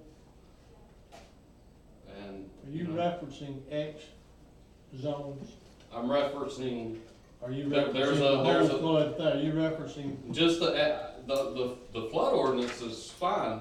It says FEMA approves or greatly, if you're in a flood zone, free boarding in flood zones, I mean, that's where you get your discounts, that's where everything comes from.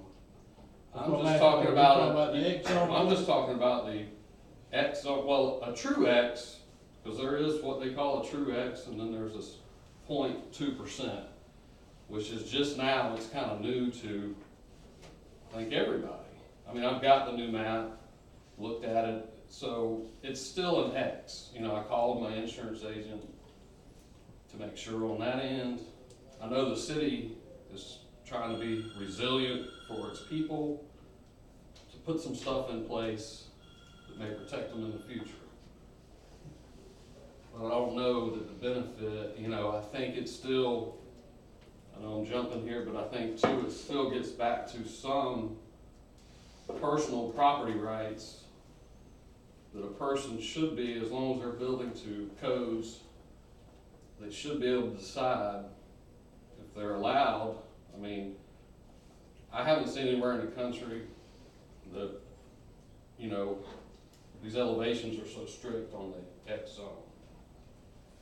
But where it should still be, you know, even with my personal project, I mean, I know where the water was.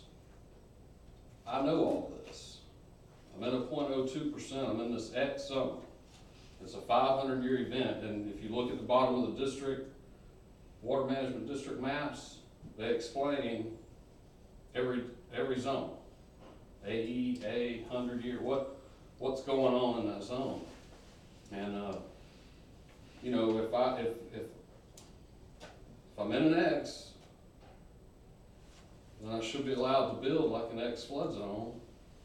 And, you know, I hate to say, if I can go out and buy preferred insurance, I can be covered at an inexpensive amount.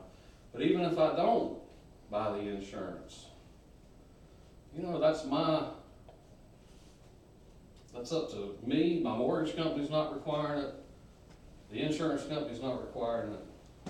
And I've just incurred, I had said this before, but I truly am going to, and it's just speaking for me and everybody else, a lot of cost that this is going to add. Not just from raising the foundation, I mean, just little things. I mean, now you gotta go get elevation certificates. You shouldn't have to have elevation certificates in that X flood zone, but you got to, because we got an ordinance to tell you where the floor's at. Well, then if you go up so high, you gotta put stairs in. I mean, there's all kind of factors what's going on in here. And, you know, I'd always said when I first brought it up, I mean, I knew I was, it was affecting me, but it really is affecting, it will affect a lot of people in meat and potatoes in Mexico Beach, people that live here permanent, all down in Georgia, Maryland, you know, when they realize where their foundations are gonna be, that, you know, those people, just my opinion, you know, they're retired, fixed it, whatever, and the more, if we can do anything to help them with cost, that doesn't put the city at, what do I call it, the burden that's on the city. You know, if FEMA has said, hey, you need to do this, or somebody has said, you gotta do this, and, you know, I can, and if y'all say y'all wanna bring it back up, I'll move on. Let me ask a question, just trying to focus on the X zones. What is the benefit of higher elevation? Let me just address some of the things that Jason's saying. Number one, we don't have firm maps. You keep talking about, you know where the base flood elevations are. We don't have FEMA firm maps. We have preliminary maps that were started before the storm. It could be a couple of years before we see those final maps. We know that there were areas in an X flood zone prior to the storm that were totally wiped out. Yes. Will they remain in an X flood zone when those maps are firm? Probably not. We also had to look at the cost to the city. You keep saying that only affects you and your mortgage company. That's not true. City's in a financial bind right now because we're having to do a lot of cleanup and hauling off a lot of flood damaged property. So it does affect the city as a whole. We looked at storm surge. We looked at FEMA flood maps. We provided we looked at lots and lots of data. We did a public workshop. We had everything on the wall. We laid out, we went through line by line what we did and why we made those decisions. And I remember all that, not to interrupt you, y'all did a lot of work on, and I am confident that we made the right decision for our city, based on what we knew that day and what we still know today. Yes, it has been done before. I think the city of Houston also did it after multiple flood events. The benefit to the city is also a benefit to those homeowners, because those homeowners, they may be in an X flood zone now. They rebuild. They may not be in an X flood zone when those maps are final. Yeah, and now they're on grade. You know, we had to look at a lot of different things, and it was a tough decision. But I can tell you, I have talked to hundreds of our citizens, hundreds, about this flood map issue. No one's called me in months about it. And that's what I wanna hear, you know. They come into the building department, they understand it. Most people are going higher than we're requiring them to go. So, you know, I appreciate what you're saying. I'm just not getting the same feedback from the community. And I believe that we made the very best decision for our community, looking at the topography, looking at the fact we didn't have firm maps, and looking at what happened. And the meat and potatoes inn that you refer to, most of those homes are still standing. It's only affecting those who either lost their homes totally or they were substantially damaged. And many of those owners were able to appeal and get out of the substantial damage over 50% threshold. So most of those properties on the east end of town are fine. There's no change at all. So those are not the areas. There will be some. But they're built I'm underwater. I'm one. So, I'm in the same boat. So I get it, but it was the right decision for the city. Now, it's up to the council what they want to do, but I can tell you it's not going to be quick. To change your floodplain ordinance, it's going to be long. It's going to be a drawn-out process. Well, the only thing I have to say, you said there's no firm maps, and I don't, you say that. And this is not, I don't want to miss it. But the only maps I have is a copy of a snapshot of an old flood map. I got a copy of the snapshot of the new flood map, which was adopted. FEMA put this in. That's the preliminary, it's the preliminary map, it's not a firm map. Well, we It's- don't it's call in- it firm, but It's in process, it's not final. but they, in these two difference, if you look at the maps, and I'll be glad, they did move the flood line along the beach. Obviously, they made this line, they made the 0.02% on a lot of property. And they even, if you look at it, even over by the canal, like Weston Harbor or over there, the base flood used to be 8 feet there. It's 9 on the new map, so they, from what this is the only data that I have, And that they did adopt, or this is their new. That was the preliminary prior to the storm. What you have now is a preliminary map, we don't have firm maps yet. I don't know what that is you have in your hand, but I can tell you, we don't have firm maps. We're still looking at the same map as far as a official flood map as we saw before the storm. That, we don't have. Well, this was off the Water Management District site map. I mean, it's definitely, if we're going by this is the new map, because if we were going by the old map, my property would still be in an X You're looking at zone. the Northwest Florida map. I don't know what you're looking at. Management District, yeah, it's just a snapshot of some You and I have debated this for months, and we And can I'm not here to debate debate it again, and I'm we just can continue asking. to debate it, but I can tell you, we made the right decision for our community. And And I just wanted to add, I'm not asking you to rewrite the entire, there's one specific part of the which flood is- ordinances, which I guess is where we Which is based the every. part that we're trying to protect our city for, so Okay, well, that's all I have, It's up to you the know. Let me council ask what you they a wanna question. do, but. And I can move on, I mean, not with my stuff. You Yeah. could, I just Yes. have a question, because I'm one of those, I voted for it, but I think everyone knows I had some reservation. I just want to understand in months after all this is done, if you're in a shaded X and you build 6 feet up, FEMA, the flood insurance people, you don't get any, there's nothing, if you're in a shaded X or X, it doesn't matter to them.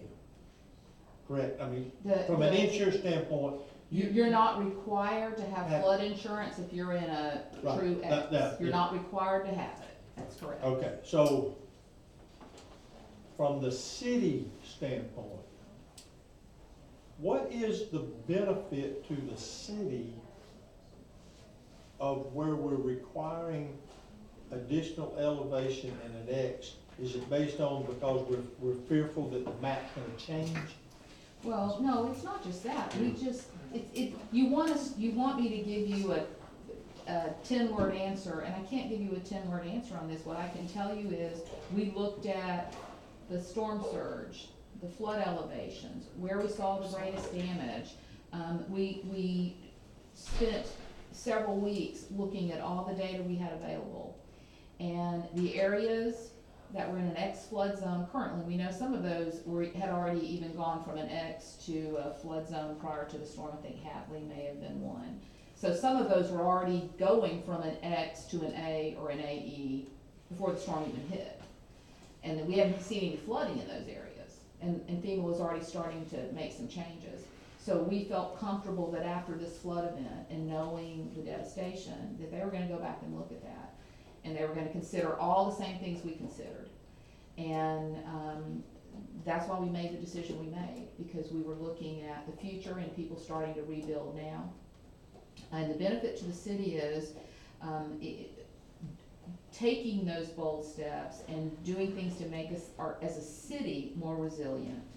And protecting our city helps us with getting into the community rating system. It helps us with everything we do related to the floodplain.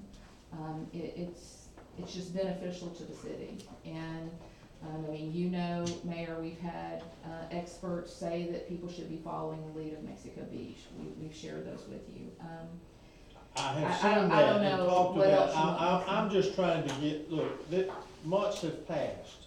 At the time we did all this, I have had,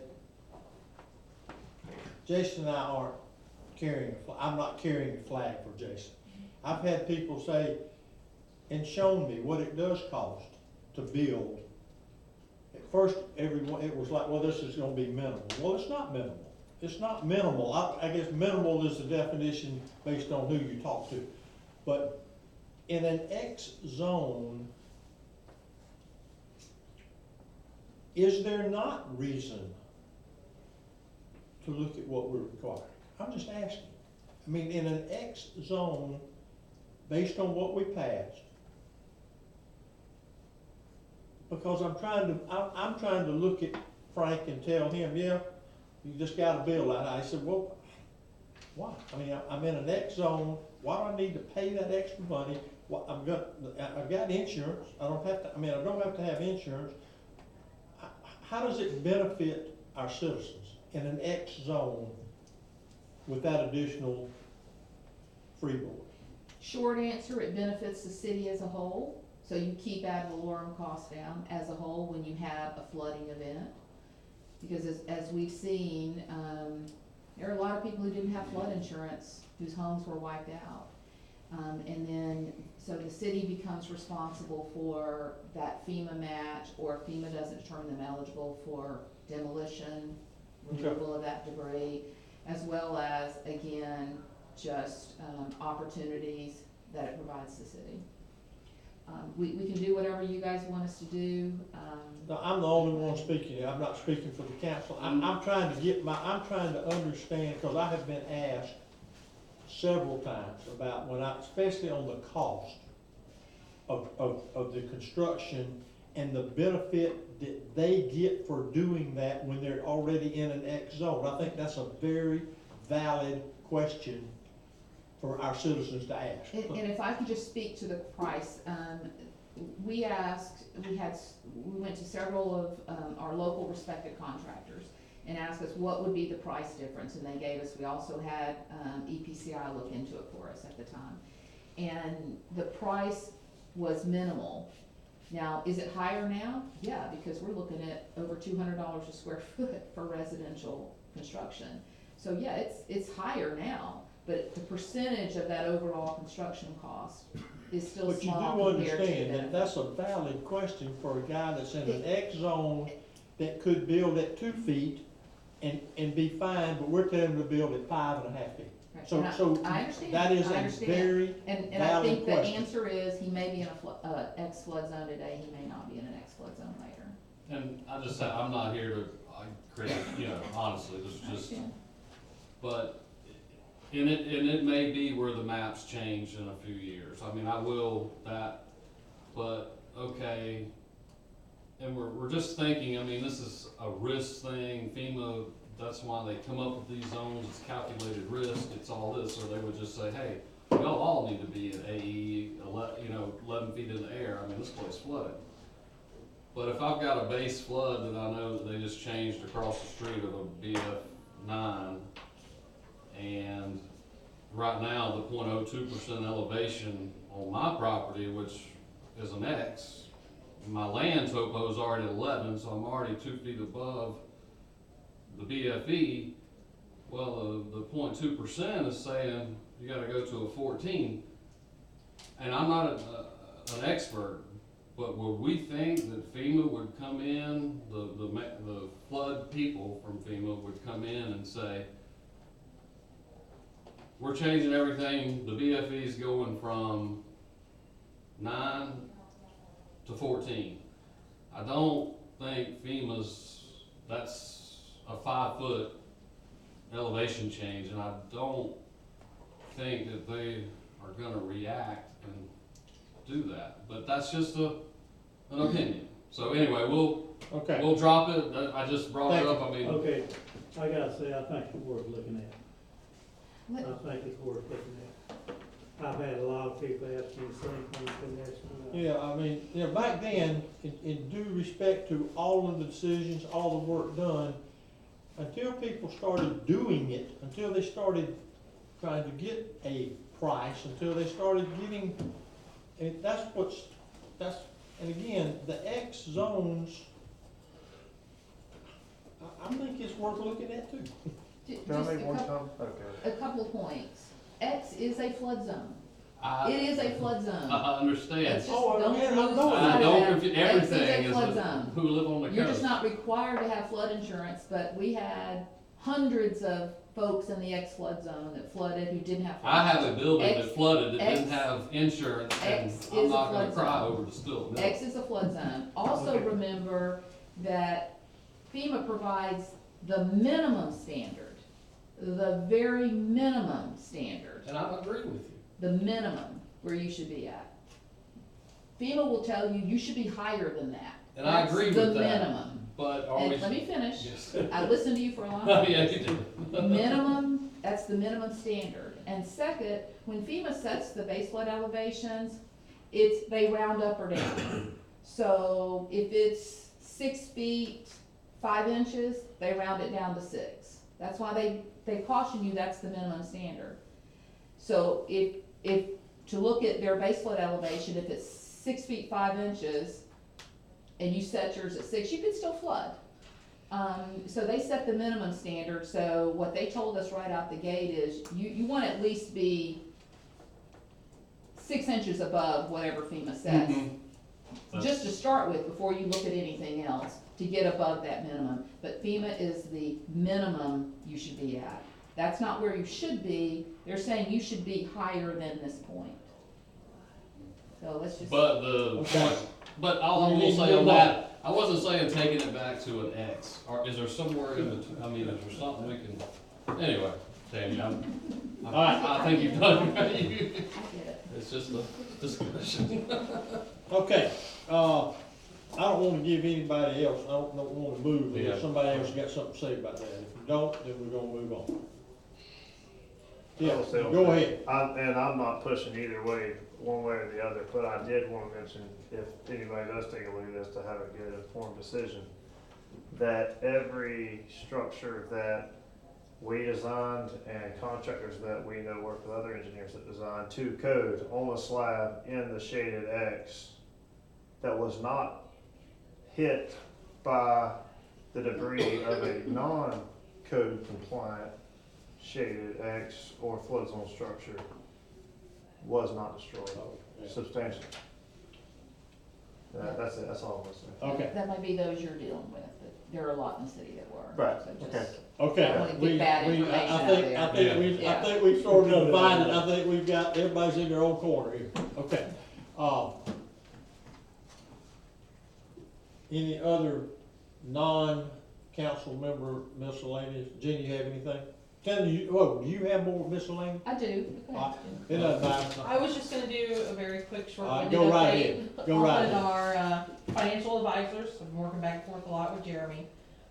We have a lot of our information over, projected revenues for the next 4 years, anything and everything we can do to get the ball rolling. The only thing I'm waiting on is going to be our draft financials. My auditor will be here tomorrow and Thursday, hopefully. We can knock the draft financials out by the end of this week. And then I'll hope to hear something next week from my financial advisors.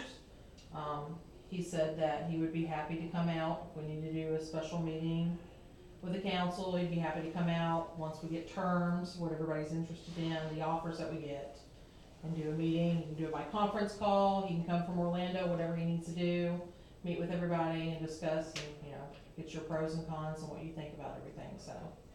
This is Just an kinda annual audit? Is that what you're talking about? This is for the financial advisors, for our loan. Oh, for the loan. But I'm holding up on, we're waiting for the drafts from the 2018 audit, which I should have hopefully at the end of this week. But I just Okay. kinda wanted to give an update, because I know we hadn't talked about it in a little while, so. It's still at the gate. So we'll still be standing by. All right, Tanny, go ahead. Just a couple of things. We mentioned the McIntosh Foundation who donated $50,000 for Sunset Park. Winsome McIntosh, I know Mayor, you've talked with her, she's a lovely lady.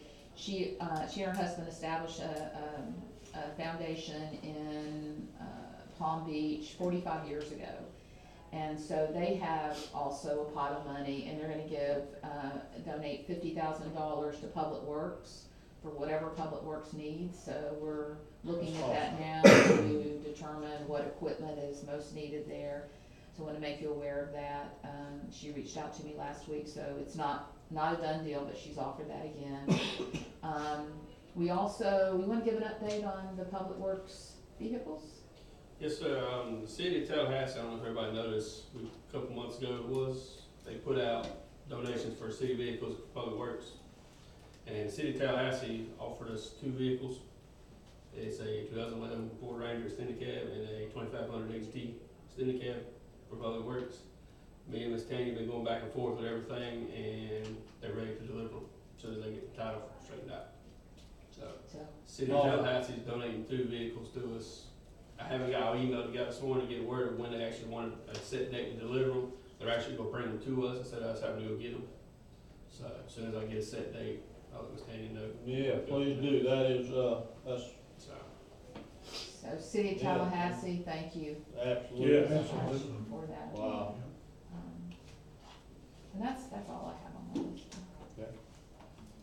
Yes, sir.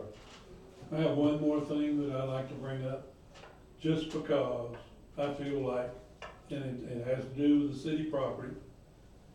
And I'd like to hear Nick tell us that anybody injured on that property that's being used for inventory right now, if we're not responsible in the long run for any injury, then, you know, and I don't even care if the city gets any rent for it or not. I just wanna make sure the city cannot be held responsible for somebody hurt on our property. You understand what I'm saying?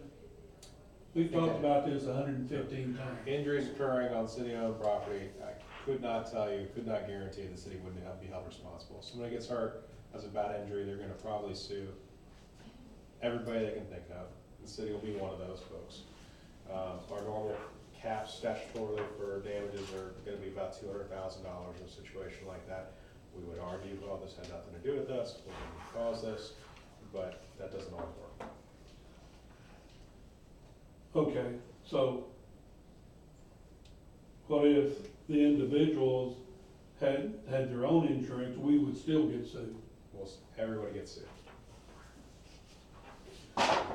But do I understand that we can't come up with a contract to rent that, no matter what the amount, just to get that responsibility away from the city? That's correct. Under the state ethic laws, there'd be conflict of interest. It's not a waivable conflict if the city were to have a lease or some similar agreement. We're talking about the civic center property, of the civic center property to the hardware store. That's what the state was, what they confirmed to us. That's what? That's what the state confirmed to us. That We cannot have a lease or cannot do similar that agreement because to of, protect ourselves.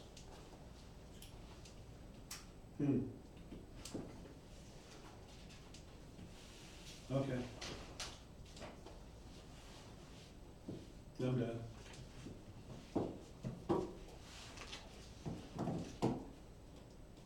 Andy? No, nothing yet, sir. Come on now. No, I'm just happy to be here. Come on, I'm you're happy to be here. All meetings are like this. No, that's not fine. Dina? No? Everybody's good. I have one, dredging. I see the dredge is sitting past the 36th Street Bridge. Yeah, I got a text on it this afternoon.